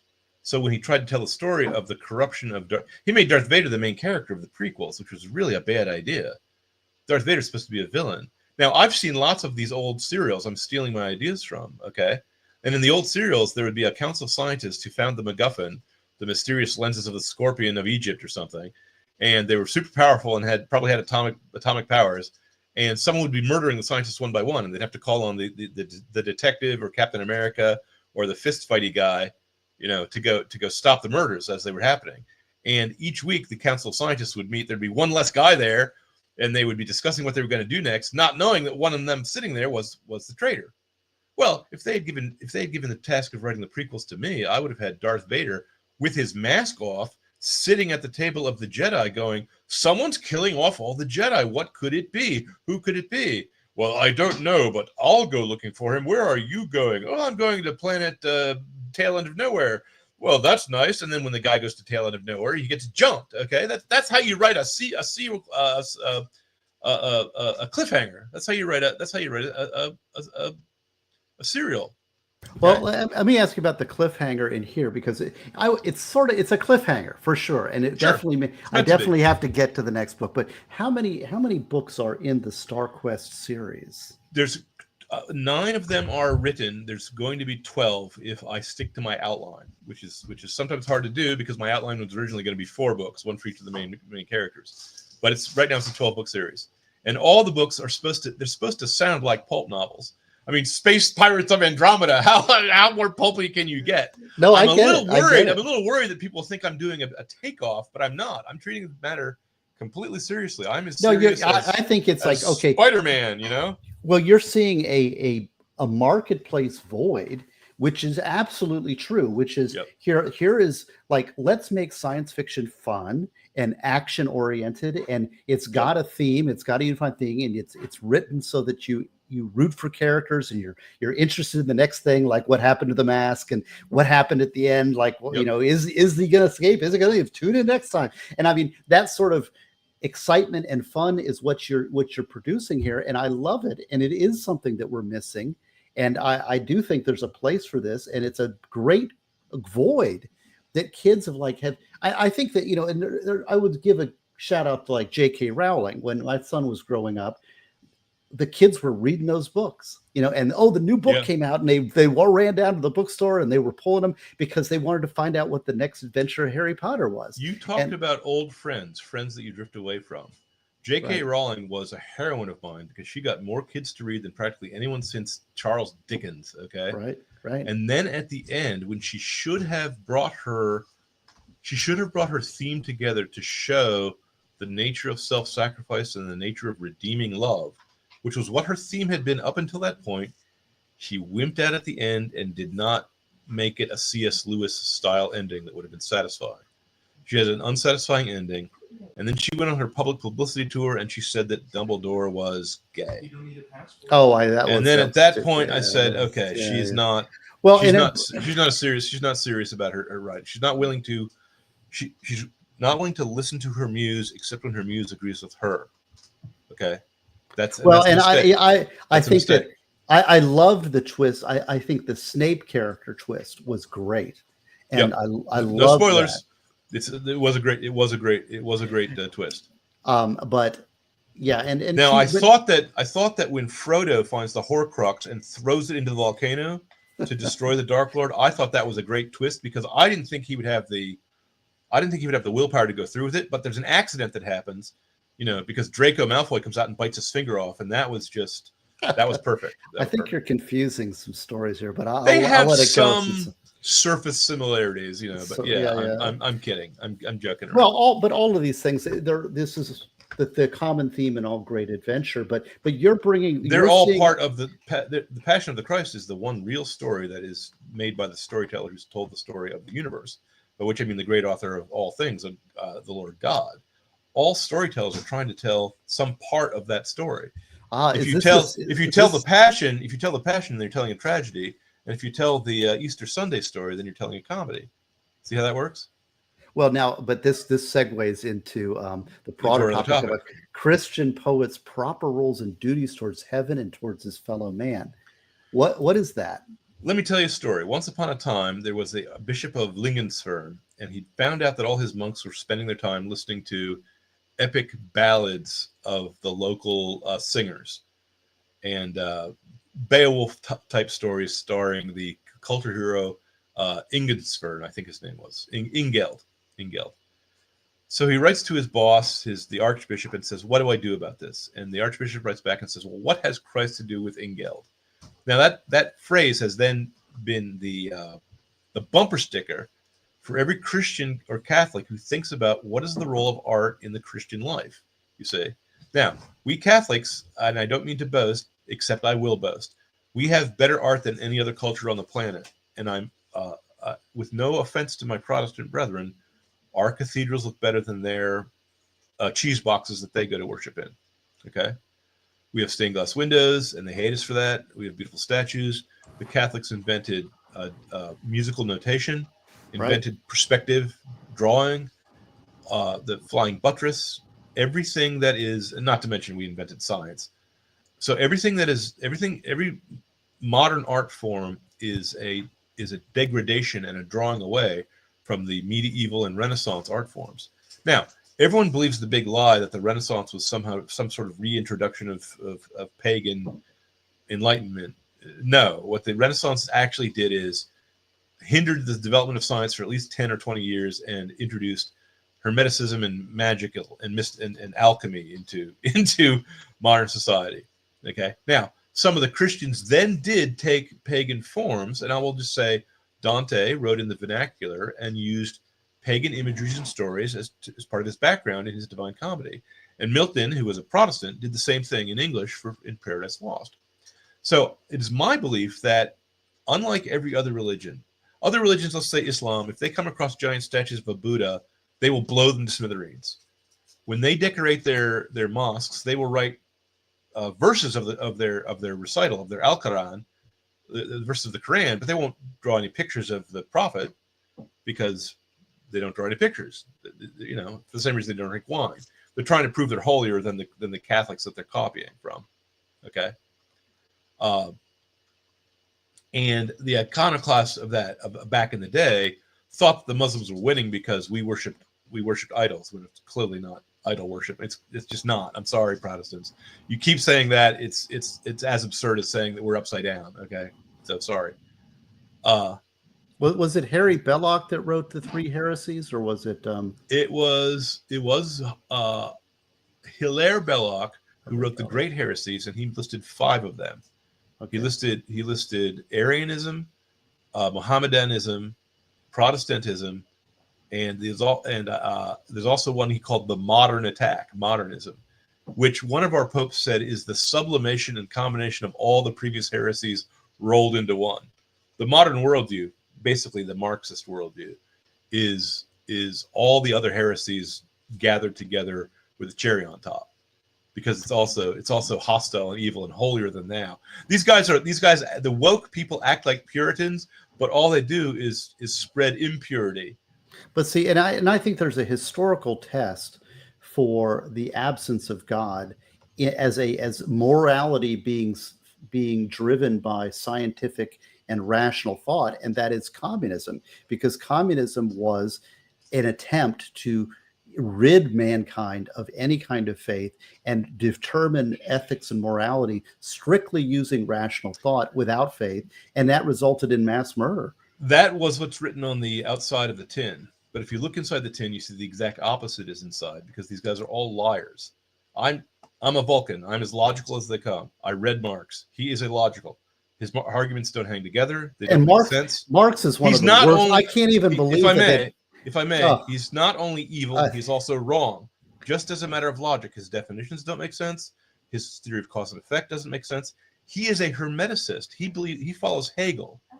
I don't understand why the academics are so enthralled by Marx. He is terrible, and I don't, as far as like, if I was going to make a list of 100 thinkers to study, even if I don't agree with him, he wouldn't be on the list. But it seems like he's a priority number one when you go to academia. Yes. I really don't understand the except it's just evil, and it's this bipolar worldview of dividing things into oppressed and oppressors, and it's a useful political weapon against whatever you're targeting. And I wish it was just a useful political weapon. It's a self-destructive worldview. They are actually destroying themselves with this worldview. It makes them unhappy. It doesn't serve any possible human purpose. But, well, it does. No, I disagree with that. I think it does serve a purpose, and that is it substitutes for God and real meaning through Christian faith. It substitutes an alternative value system and thing to give people meaning. It reminds me of Man's Search for Meaning in Frankl, where it is that people need to have meaning in their lives. And when they become skeptical and doubtful, here it is, communism or Marxism is here to fill that void. And what are they going to fill that void with? Oppressed and oppressor. Those people that aren't. But not really. But I know it's all a lie. You're giving them too much credit. It's all lies from top to bottom. No, I agree. But what is the fulfill? Why do people do it? Here's why they do it. You get the palm of martyrdom without being a martyr. You get the crown of virtue without being virtuous. You get the broadcloth of being a Puritan while being as impure as possible, while advocating for sexual perversions, sexual deviation. Perfect. This is exactly that. You get perfect. But see, no, let me finish. Please let me finish. You get the reputation for being rational when you are the most irrational creatures on the planet. You get the reputation for being moral when you guys are as cold and callous and immoral as any devil in hell. I don't know anyone who is more rude and more ruthless and more uncaring of the sorrows and sufferings of his fellow men than a Democrat politician advocating that we should kill babies and release MS-13 terrorist gang members onto innocent women and children. Well, it's almost like a seeking out of the most evil and saying it is not, and I'll tell you why. These guys were born and raised to believe that any judgment of discrimination was bigotry. Therefore, to choose good over evil is bigotry. There is no such thing as good and evil in a Darwinian universe. There's only useful and useless. There's only strong and weak. Okay. Now, let me clarify a matter for you. Think of Marxism as a heresy, not as another frame of mind. Think of Marxism as theosophy, Freemasonry, Rosicrucianism, Hermeticism, and all the esoteric thinkers that have plagued Christianity since the time of Simon the Magician. There's an ancient heresy, first century heresy. In fact, it's the first heresy in the book, if you read St. Francis Ligari, called Gnosticism. Gnosticism is the belief that the world is evil, not good. When God created the world, he made it evil. And that the God is the devil. The devil made the world, he made it out of matter to trap us, so we'd have material desire and material longings.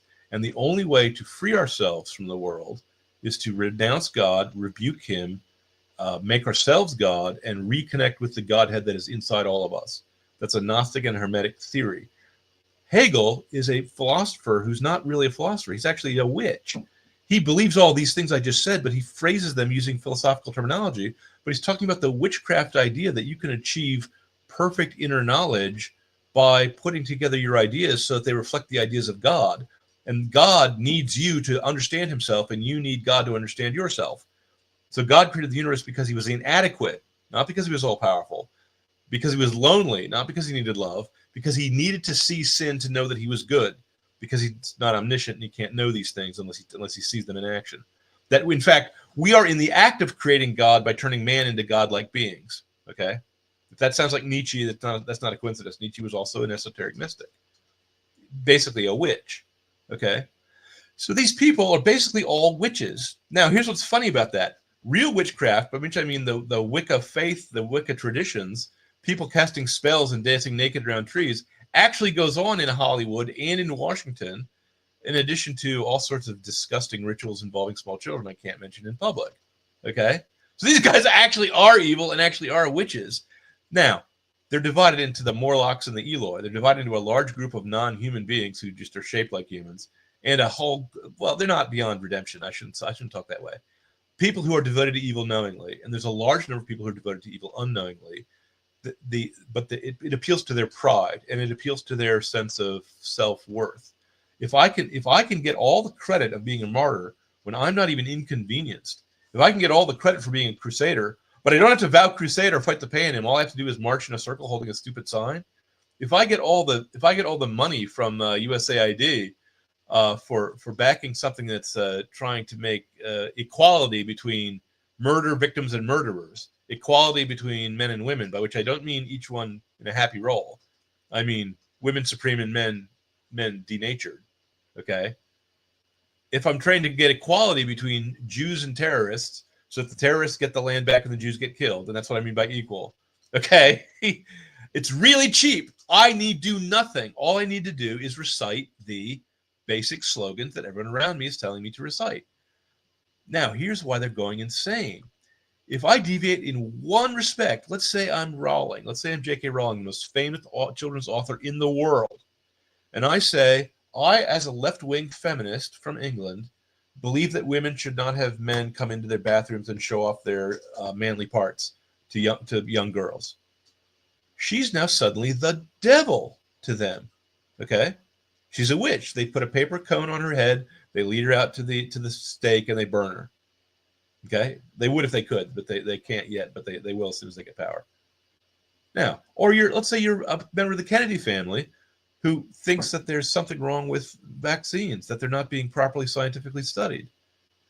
You say one thing wrong and suddenly he's a Nazi? Let's say you're a super scientist from like a mad scientist from a comic book who wants to go to Mars, and you decide to make electric vehicles to drop the pollution, the air pollution to zero and save the planet for all your environmentalist friends. And you are a 100% left-wing supporter, and you say, hey, why don't we stop letting fraud get why don't we stop with people defrauding the government? Why don't we actually have a First Amendment? Why don't we buy Twitter and make it so that people can speak their minds without government censorship, like it says in the First Amendment? Suddenly, you're not just the devil; you're a Nazi. And if you raise your hand to wipe your brow, then suddenly you're worse than Goering. You're worse than Hitler. Oh, and I want to jump in and these say guys. that, This is the last thing I'm going to say. These guys don't have an off switch, and they don't have a clutch. They can't go from high gear to low gear. It's either 100% evil or 100% good, except they have the good and evil switched. They'll always side with evil. They're always going to side with the most evil person they can. And if you see like a black man beating up on a woman, they're always going to side with the person who does more damage to society. That's why MS-13 is higher on the list than black men, lesbians, women, white men. Yeah, it's the whole pyramid of oppression.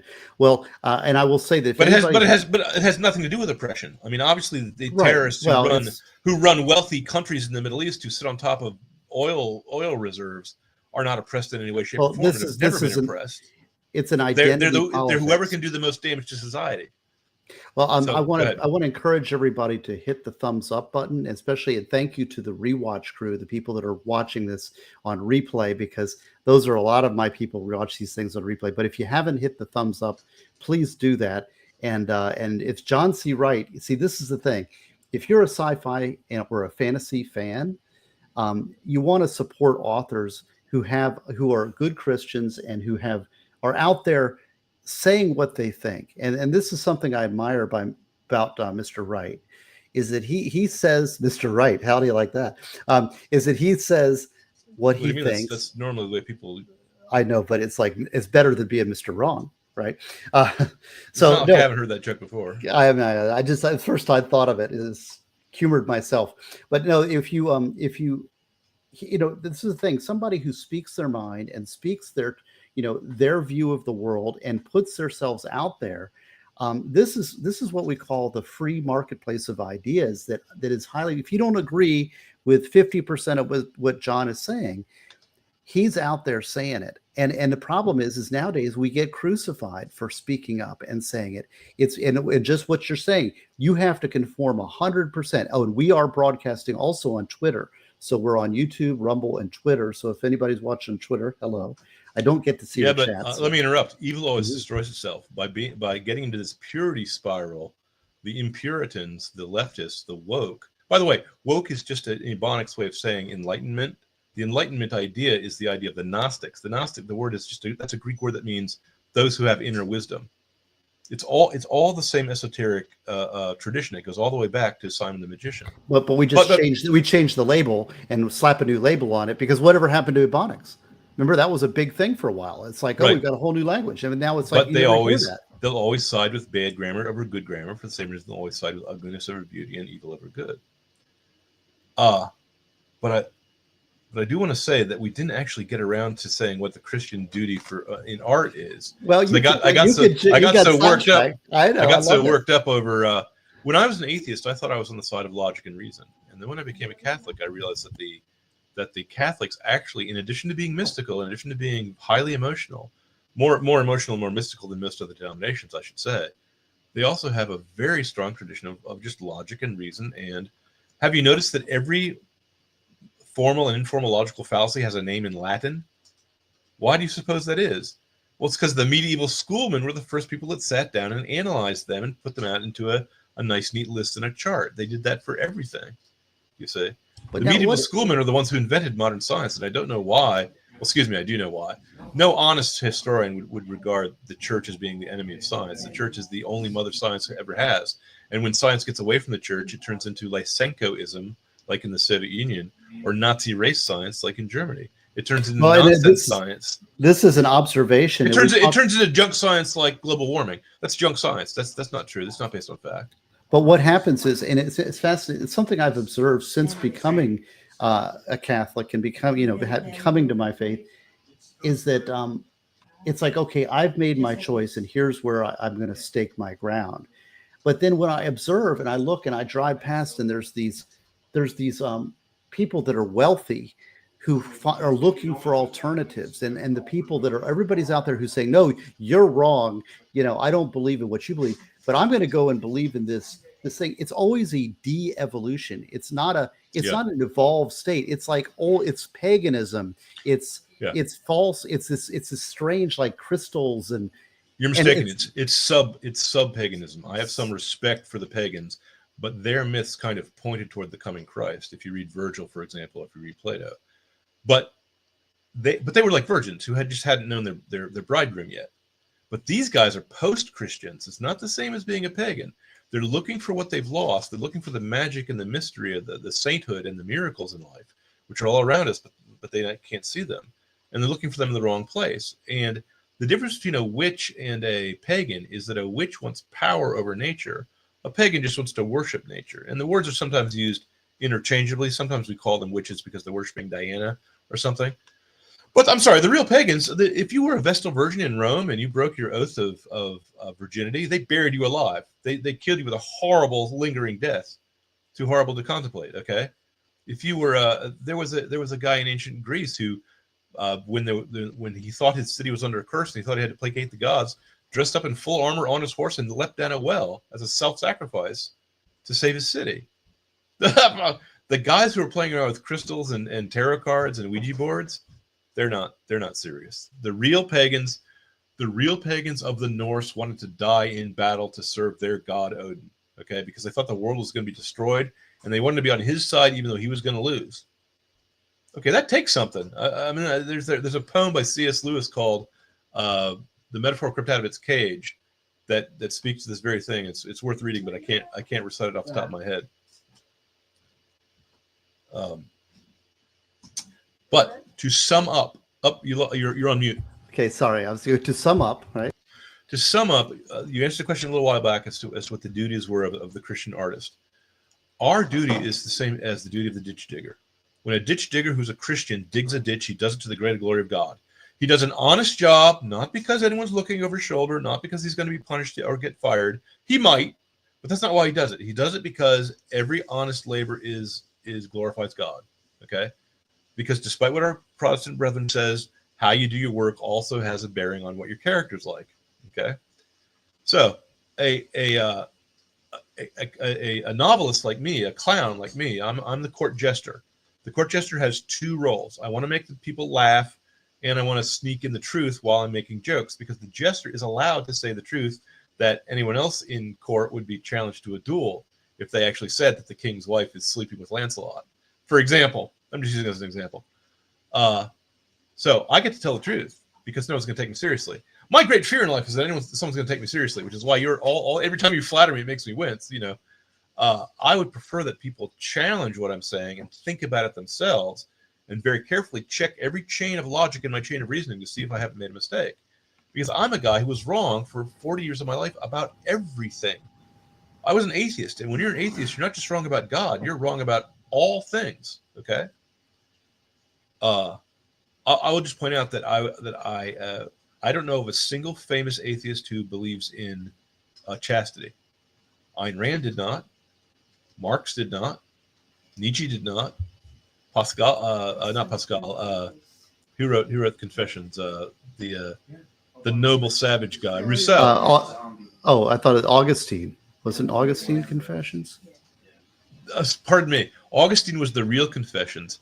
Rousseau, that jackanape, wrote a make-believe Confessions that he called by the same name when he was trying to undo the work that Augustine had done. What is your thoughts on City of God? Because it's deep. It explains what it set out to explain, which is why did Rome fall if Christianity was dominant. But I've always thought of that as being kind of the answer to the problem of pain, because it's a similar question in that why is there imperfection in the world, and I thought that was a good answer to that question. Well, what is your thoughts? Because you're much more versed in the classics. Not in this case. The City of God is too deep for me. I read it when I was an atheist, and I haven't reread it since. You see, yeah, so my memory is that he answered the question he set out to answer, which was an answer that didn't satisfy me as an atheist, but which was the answer that it was the correct answer. Well, which is that God is light, God is life, God is goodness. The more farther you move away from God, the more dark, evil, and sick you get. Okay, so the cure for that is to return to the light. So if I'm the guy who left the campfire and wandered into the darkness, it's for me to say, why isn't the campfire here with me? Well, if I look over my shoulder and I see the light and I go back toward it, then I'll be in the light again. That's on me. Okay. The real question is, why does God permit people to have free will? Because free will is what allows the devil to do evil and allows Adam to do life. That's a very Christian question. It's only a Christian question. I don't think the Buddhists ever asked that question. Right. Well, and I was thinking about, like, recently I've reread Dante's Divine Comedy, and I've read that. It's the third time I've read it. And it's one of those books that I go back and I reread in it, and I appreciate it. I get more out of it every time I read it. And that's one of the signs of a great book, by the way. But I would ask you, which of the classics, as you're a big fan of the classics and the great books, which ones do you find that you gravitate and have reread and gotten more out of it each time? This will be an odd answer. I reread Milton's Paradise Lost and I reread Dante's Divine Comedy more than any other book I studied in school, despite the fact that I was an atheist every time I reread them. You see? Because they're that good, they're that deep. Especially Dante. Dante has a lot more structure to his poem than is obvious at first. There's parallels between the canto numbers between each of the three sections, for example. Also, at the time, I was an atheist. I was a big fan of Cato of Utica, and I'm really glad that Dante is the guy who almost single-handedly saved him from obscurity, him and Plutarch, because Cato was the guy who lived by his duty and was not driven away by fear of Caesar, and was not driven away by passion. He was uncorruptible. He was immune to bribes. So he's a very admirable character, and yet everyone in the world knows Caesar and admires him, even though the guy was a tyrant and deserved to be stabbed in the Senate. I'm sorry, Caesar fans, but Cato is ignored. Here we go. We got like Jacob Castro and Diane is in the chat, and over on Rumble too. My Rumble fans, Jacob Castro, yes, Slidey Pie's there. By the way, one of the many reasons why I now believe in God is that I don't think Moses could have made up the idea that God is I am who am, and understood all the ramifications of that, because what God is telling Moses is that's his name, meaning it's his essential property, which means that he is the necessary being, he is the supreme prime being. Every atheist who ever argues that God is no different from any other God is the same as Zeus, doesn't know anything about God, doesn't know anything about Zeus. And I'm really, as a guy who studied the pagans, I'm really sick of these guys who don't actually know their Greek. Okay, they haven't actually read Homer, don't know anything about these guys. But God, if God is the necessary being, then his existence is deducible by reason, even if you don't know that it's God. Basically, Aristotle and Plato both deduced that there had to be an ultimate form of good, or an ultimate prime mover from which all motion came and from which all goodness was defined. You see? So, I'll say that, and you want me to disagree with you someplace, so I'm looking for places to disagree. Oh, no, not there. That's like saying twice 2 is 4. Don't disagree with me. No, well, I think that... Now, here's where you can disagree with me. The role of you can't determine where I disagree. That's not. I'm merely making a suggestion. Think of it as a friend of the court. Okay. My argument about the Christian role in art is to glorify God. But if I can't tell a proper story, if I'm so busy preaching that I can't entertain, then people's ears are going to be closed to me. Okay. Now, do I then see? Here's the difference. I'm the kind of writer who, if I want to preach a sermon, I'll preach a sermon because I love sermonizing and I'm good at writing sermons. If I want to read a sermon, let's say I want to read a sermon about capitalism, I'll read Ayn Rand. It's a sermon. Atlas Shrugged is a sermon. Okay, it's a novel. It's really actually well constructed. It's surprisingly well put together, and I actually rather like it, even though she has a bitter hatred of Christianity that runs through her books, because she's basically and her characters are a little cardboard. I will say that. I disagree, because I used to think they were until I met people that act exactly like her villains. Well, that's true. That's true. Just because there's people that are cardboard too. But I found that it was more of a play on. It was a meditation on capitalism and free markets versus. She made the argument that capitalism is actually moral, but she didn't say the bigger picture. You need to also understand the Catholic social teaching on usury, and the Catholic social teaching on the proper role of private property, because the utopia of greed in Galt's Gulch actually would not work for even a week. I'm sorry. I'm a lawyer. You're a lawyer too. You know what happens when people defraud their contracts. The libertarian Commonwealth couldn't teach the younger generation of libertarians to be libertarian, because they would have no. In order to teach a generation to do something, the whole society has to do it in unison. Otherwise, it doesn't get done. Her critiques were valid. I'm not sure her solutions were. Exactly. Yeah. Need I say more? Her analysis of the way the bad guys thought was spot on, but her solution was people should be more greedy. No. Well, yeah, she had a very purist and ideological view. This is a completely big diversion. Think of her like Marx, just as a heretic, not as someone who's outside of our cultural milieu.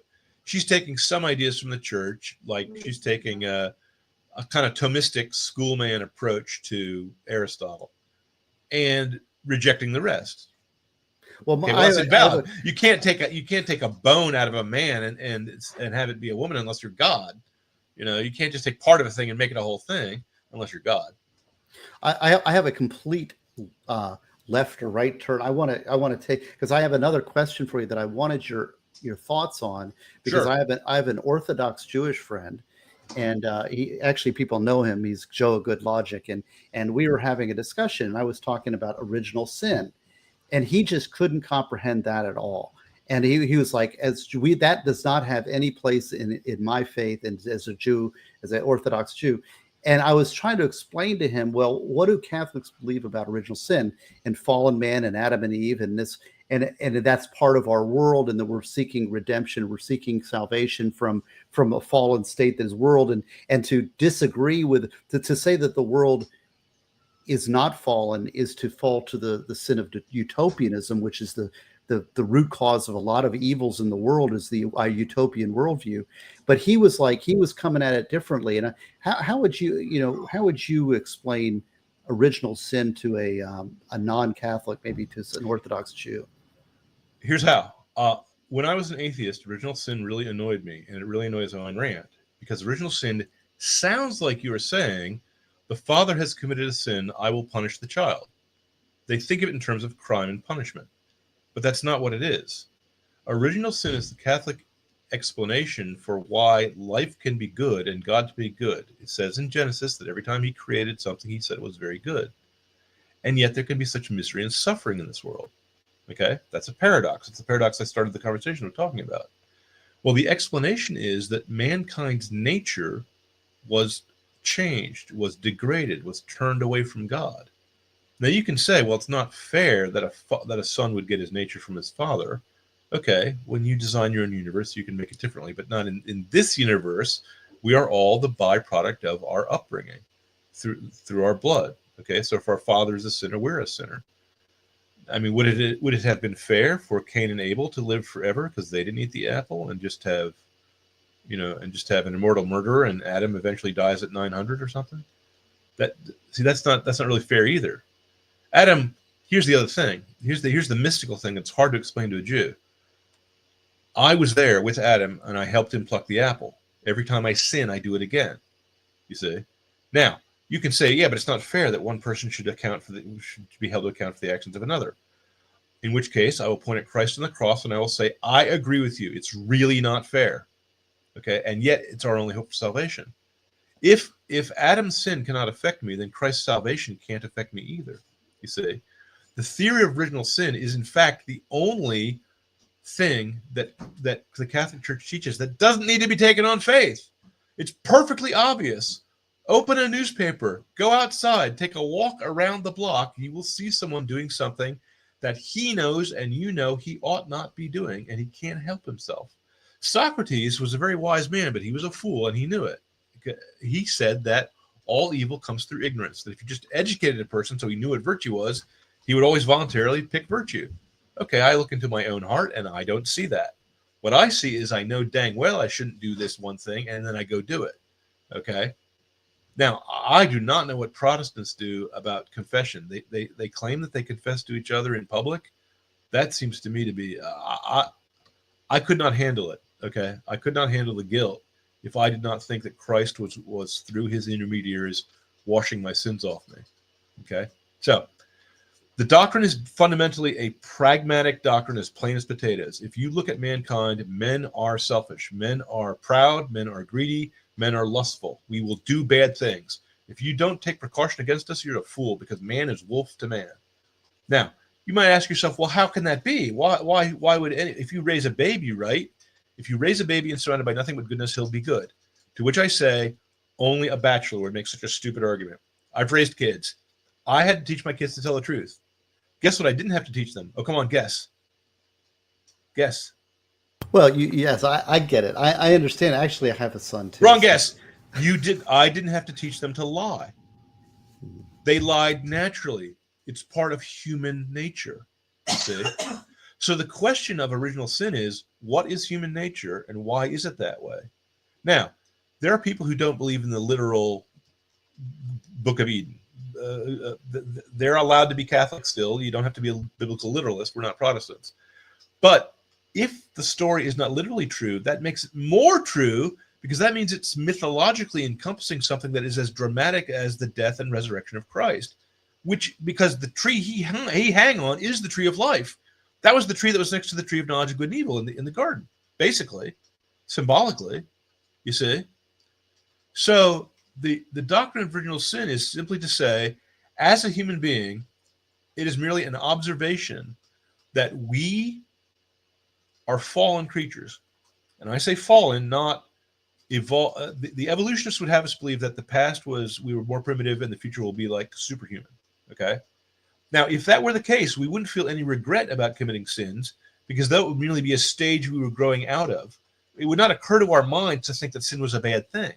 You see, animals don't. Animals don't commit sins. They commit acts of violence when instinct moves them to. Otherwise, you know, they don't have a moral code that they have to that they either negligently or consciously betray in order to do a thing, in order to do an act, and we do. Okay, that's the difference between us and animals. I'm hearing.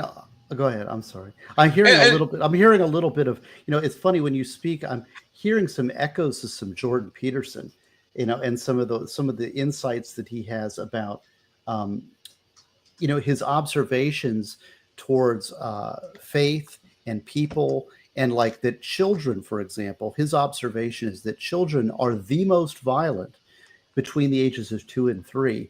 Now, they're not physically able to commit violence, but when you actually we're lucky they are small. They're lucky they're small. And that civilization is something that is acquired through civilizing institutions, correct, such as family and church, and that we are not born that way. And this is what you're talking about. And it's through scientific observation that's now, if you had a little 3-year-old who was the size of a giant, that would be a dangerous person. And he would be basically a tribesman. And so he would be a hunter-gatherer nomad. He would be a barbarian. The reason why savages are called savage is because they act savagely. You see. Now, modern Americans who believe that every value judgment savage right here. This is a savage right here. I was about to talk about the guilt of dogs before I got interrupted. Your dog feels guilty because he disobeyed you, not because he has calculated your moral code and thinks that you are right and he's wrong. That's the difference. Yes, dogs are noble creatures. They can suffer all of the noble passions that a man can, but they don't have an intellectual life and they can't grasp these concepts in the abstract. A police dog working for a Nazi prison guard will feel just as bad about letting a Jew get away over the wire as a police dog working for Devil's Island will feel about letting a murderer get away. That's pretty good. I like that. That's a clever. That's a very. I like that analogy. Is that original? Yes. Pretty good. That's pretty good. I like that one. That's a new one. I've never heard that before, and that's very good insight. People these days try to abolish the difference between animals and people as much as they can, for the same reason they try to abolish the difference between men and women. They try to abolish the difference between. I mean, they're basically trying to undo the 7 days of creation in reverse order.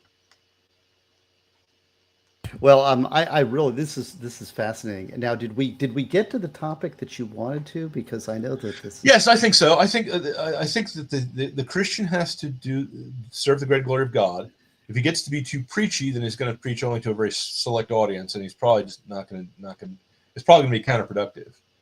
So you let your religion inform your art, but don't let it tyrannize your art. Listen to your muse and follow your muse. But if your muse starts to go astray, then you got to use a little bit of conscience to draw her back. Don't write porn. Don't write something that's disgusting. You see what I'm saying? Well, tell me about it. I know it's a whole. I have 1 or 2 scenes in my books that are before I was a Christian, which I now would not have written. So sorry about that. Well, I'm afraid that some of the things that I wrote are actually true observations, because I did death penalty appeals and I did criminal law for 20 years. And so I've seen a whole lot of evil in the world. Oh, I am not saying, I'm sorry. One of the most famous Catholic authors of all time, it's a woman who's not to my taste. I don't really like her. She wrote Good Man Is Hard to Find. She wrote, I'm drawing a blank. R.A. Lafferty? No, that's Lafferty's science fiction writer. Good gosh! As soon as we're done, I'll think of her name. Anyway, be that as it may, Broadside Revisited is about an adulterer. Okay, the book of Daniel, the book of Kings, is filled with rapes and the murders and all sorts of terrible things. Christians are allowed to write murder mysteries and stories that take place in Nazi concentration camps. We're the only ones who understand evil. Okay. The evil portrayed by, if you read an Isaac Asimov story, can you remember a single villain from an Asimov story? No. I don't know. See, now you're challenging me there. Wait a second. I got one. How about the mule in the How's he a villain? Series? How's he a villain? He was trying to break free from the psychic domination of the guys who wanted to erect an empire. They weren't in favor of a republic.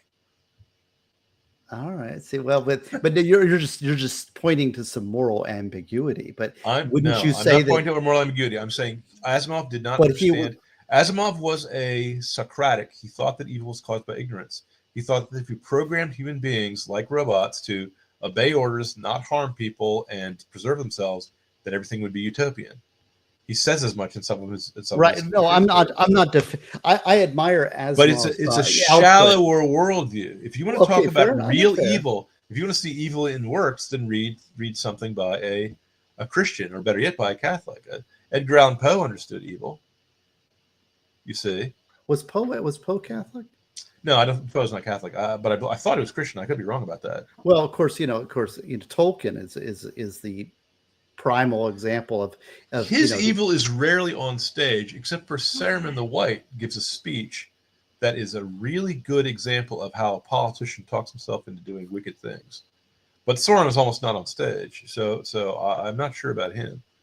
I will say that oddly enough, C.S. Lewis, in his depiction of the in Out from Silent Planet, the two adventurers who go to the moon, the businessman and the scientist, all talk in terms of the most highfalutin ideals of man's evolution.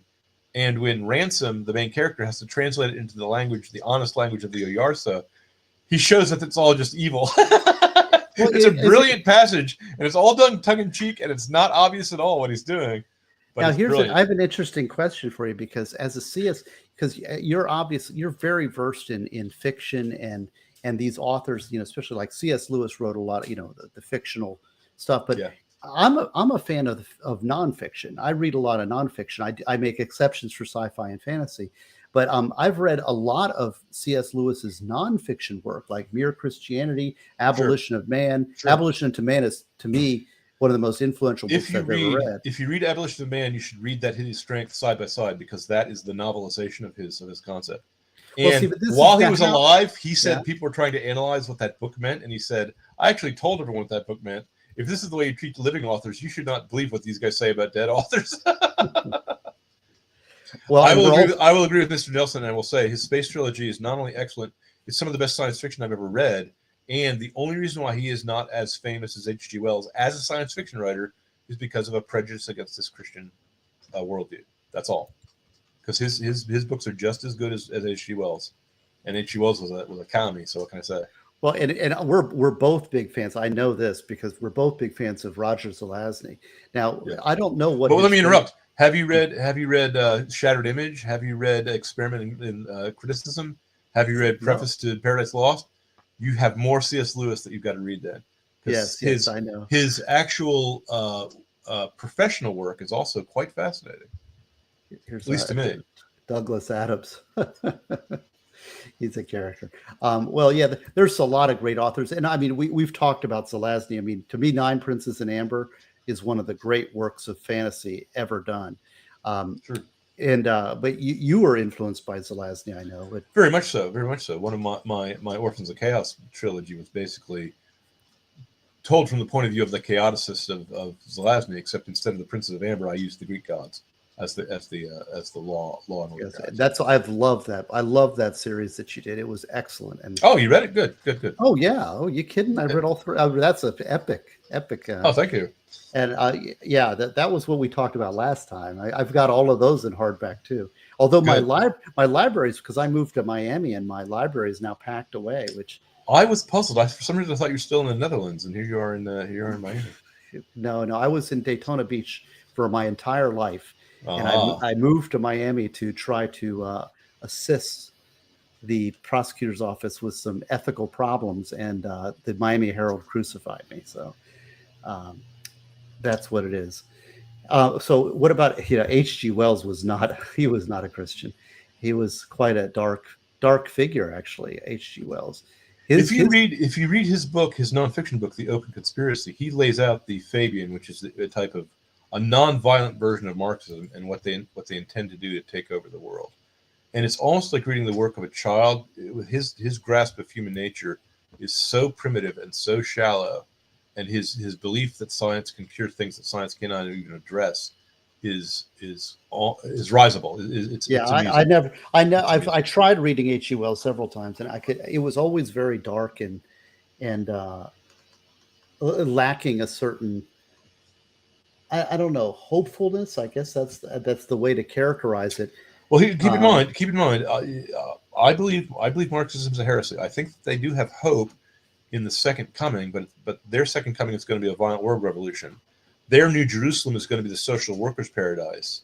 If you read After the Sleeper Awakes, or you even see the movie Things to Come, he believes that mankind will evolve into a higher, better form of man, kind of a Nietzschean idea of a superhuman, and that science will stop wars and cure poverty. And it's a sophomoric idea, and I'm embarrassed that a grown man would hold it, because if he either could be a philosopher and figure it out, or he could just take it on faith because Christ said the poor will be with you always. Even in my Golden Age book, where I tried to portray a utopia as close to utopia as I thought was feasible, I wrote that back when I was an atheist, but at least I knew something about reality. Okay, I didn't know what was causing reality, because I didn't see the face of God, but I knew that I could see creation. Even in that book, I said there's going to be inequality between rich and poor. There has to be, because people aren't made the same. Some people have talents that are high in demand, and other people have talents that are low in demand. And you can't just take the money from the wealthy and give it to the unwealthy, because all that happens is the wealthy become wealthy again, the unwealthy become unwealthy again, and the wealthy stop producing because there's no incentive. So. well, now this is an interesting point Slidey Pie brings up, because Slidey Pie writes, she reads, she's read several of my books, or she read Summer Friend, and she read Death Penalty Desired, and it's interesting because now at what point, I mean this, and you had, there's something that you said to me that is really powerful and has stuck with me too, which is honor your muse. And that is, I don't think you need to be as read as Mr. Wright is, or anybody. If your muse is striking you, then do the best you can with the tools that you have. Always seek to be better, but don't let the lack of your greater worldview prevent you from doing something that's worthwhile and good. If I may, Mm-hmm. when Moses sat down to write the book of Genesis, he didn't have any models ahead of him, except for maybe some of the stories told by Babylonians or Egyptians. He didn't read a lot of books. When Homer sat down to write the story of the Iliad, he had some of the verbal versions of earlier parts of that story, like the catalog of ships and so that various other parts of the great epic. But these guys who formed our basic idea of how literature should be run, they were not well read, because there were no books around in the early days. Someone wrote the first book, okay? So in your life, you might as well be that person. And everybody starts somewhere too, and we live in Sure. this world where we have the internet and everything, it looks perfect, and there's actually there's an economic winner takes all problem within the society right now, and that is that where is the nursery for early writers? Just like in music, I see Jacob Castor's talking about music. And it's like, where do you learn how to play before you're great, so that you can have some modicum of success and some encouragement to keep moving forward? It's because like everything now is blasted out, and all your imperfections, and you're terrible, and it's discouraging. Whereas back in the day, science fiction writers would write magazines, and they would get together a number of magazines, and then they would pitch a novel, and that's what I did. Nowadays, the entry costs are almost zero, and you can put out some of your fanfic for free and learn your writing craft that way, and you can get immediate feedback from your audience. So I would think that in terms of the entrance requirements, I don't have to pay for postage anymore to send my manuscripts to people. Do you understand that the cost of getting into the field is much lower? The problem is there's no gatekeepers, so the good and the bad are washed together. And someone like me, who at least some people think I'm a really good writer, I can't get any publicity. I don't know how to do it. Right. My books, Right. my books, Well, that's the same. my books are not in the bookstore, and I've written things that have been nominated for Hugo Awards and have won Dragon Awards. Okay, I'm actually an award-winning writer. No one's heard of me. Well, and I will say that the book business is very difficult, but let's kind of wrap it up here with that. And I will promote my thing to say, first of all, if you buy a book from SteveGosney.com, I will be sending out soon as this gets put out on an ebook, Scooter Asks, Where is God? Illustrated by Daisy, who is Daisy is a 13-year-old fan of mine, and she decided to illustrate this book. We're working on it. This is the script, and I have my buddy Grok who's putting it together. It's going to be an ebook, and I'm going to give it away for free. It's a Christian book about Scooter asking about where is God, which a lot of children ask, and it gives the story through the eyes of a little kitty cat. There he is, that's Scooter. And about asking this question, which we should be comfortable. We should be able to talk with these things with our children. So that will be given away to free to anybody who's bought a book at stevegosney.com. And you can also get my stuff on Amazon, but you're not on my mailing list if you're at Amazon. And of course, John C. Wright. Oh, and also My Difficult Dog, my book about Jackson and about how he's difficult, just like we're difficult with God, and yet we love him nonetheless. That book, that is my other children's book that will be coming out soon. That's on pre-order. Hardcover available. First edition hardcovers are available at stevegosney.com. That will be coming out probably in the next 2 or 3 weeks. And of course, John C. Wright's latest series is book 1, Star Quest series, and this is Space Pirates of Andromeda. And this is the second book, and it's part of a grand series of. You didn't say the name. Novels. You didn't say the name of book 2, Secret Agents of the Galaxy. Book three is right. This is Secret Agents of the Galaxy. That's book 2, right? Yeah, okay, correct. Book 2. Have you read that one yet? I have not. I've only read. So you one. don't know who that mysterious black figure is in the background of that shot, do you?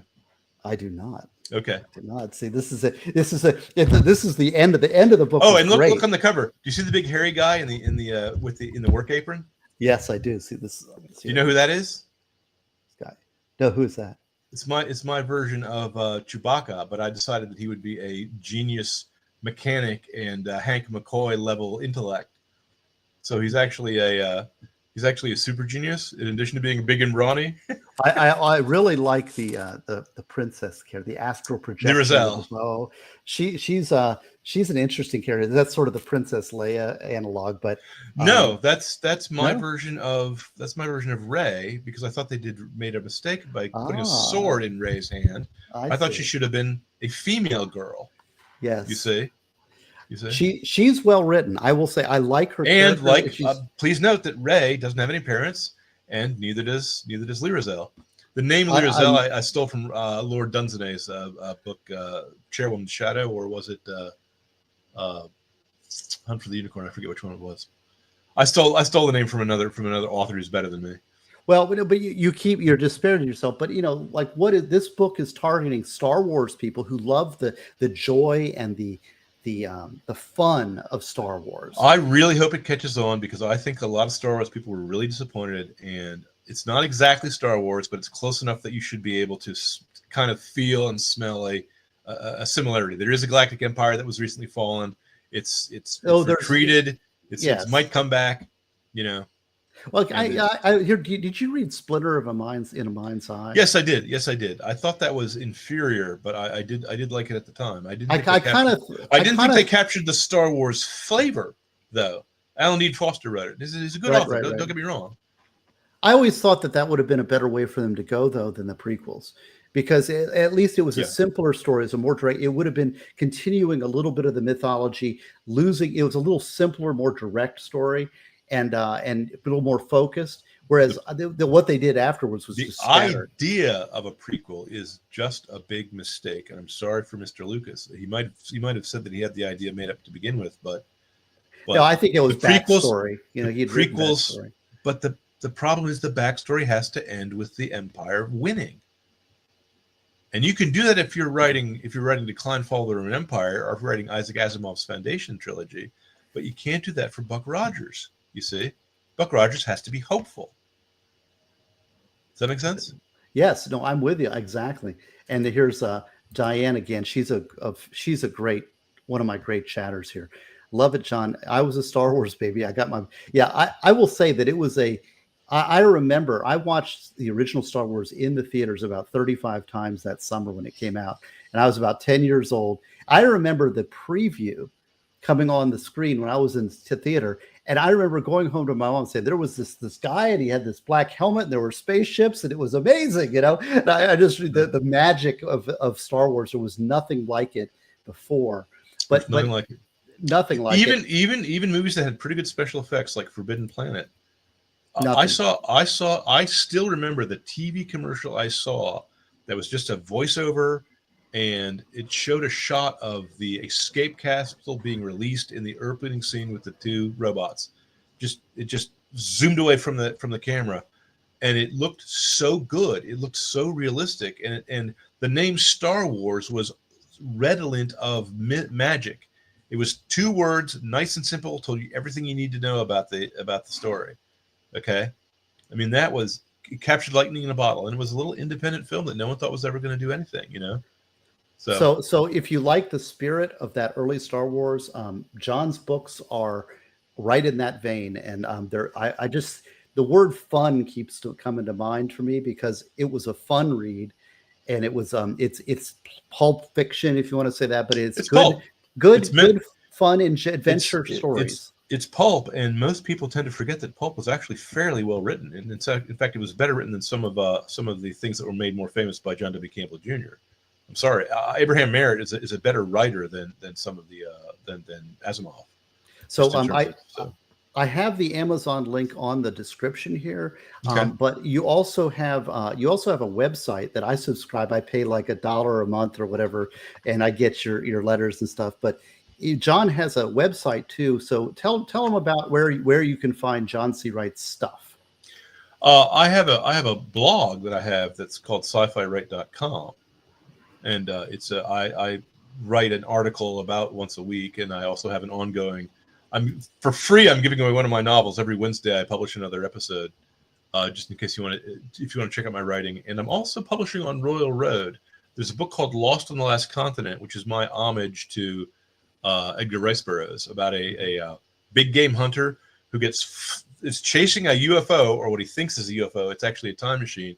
He gets flung through a wormhole into the far future where dinosaurs have been resurrected, and humans are now a hunted species. But he himself is a hunter, so he can turn the tables on his oppressors. So that was my that's being published one episode a day during weekdays over on Royal Road. Well, and this is but of course all your books are on Amazon also, right? And so there's that, and he's got his blog, and he's around and he's writing up a storm. But I would highly recommend Secret Agents of the Galaxy for the sci-fi fan. I would highly recommend Orphans of Chaos for the fantasy fan, and he's a wealth of book and writing. Also, please recommend Count to a Trillion for fans of Olaf Stapleton and really a large scale, mind bending science fiction. Right. So there's if you like Williams, not Williams. Charles Williams was the one inkling everyone forgets about. My one Charles Williams book I wrote a direct inspiration, and I wrote this I got all the notes in one fell swoop. It was the eeriest thing that ever happened to me. It's called Iron Chamber of Memory, and it's a story about why we should not mourn the dead if we're actually faithful Christians. And it's also a story about memory loss and memories regained. Right. Iron Chamber of Memory is the name of it. And of course, and we would be remiss if we did not also mention the great editor, L. Jaggy Lamplighter Wright, who is the wife of John C. Wright, but also an editor, spouse, and great writer in her own right. And she has written a book that is a cross between Roger Zelazny's 9 Princes of Amber and Harry Potter, called The Unexpected Enlightenment of Rachel Griffin. And I'll thank you to try to put a link to her book as well, because her book is actually probably will appeal to a broader audience than mine, quite frankly. What I should do is next time maybe I'll just have her on and kick you off completely, and you can be in the background talking. That would be, well, we should do that next time she releases a book. It would have her come on. I don't know. Certainly, I would love to have her on and speak, because the lesson that you gave me has helped me, because I'm a nonfiction writer, and it's a very different beast. I think writing fiction is harder. I must say, but it helped. I've done both. I used to be a newspaper man, and I had to make my deadline, so I just got used to writing quickly. Right. So this is how you find us, and I really appreciate your time and your thoughts. And we will do this again sometime soon. And Lamplighter will be on. Maybe she'll be a guest next. But these books are coming out one after the other, so you're not going to be disappointed if you get his latest Yeah, Star I'm Quest. I'm trying to have them come out about once every 3 months. You know, Perfect. enough time for you to savor them if you really like pulp. And what's funny is you're not even at the section yet where the first big reveal and plot twist comes up. I think that happens in Oh, the book first- 3 or book 4 or something. See that you'd get yeah, Greg Allman. Well, you know, Greg Allman went to my high school. All my teachers know me, like, oh, they're a bunch of punks. I don't recognize the name. Allman Brothers. I don't recognize the name.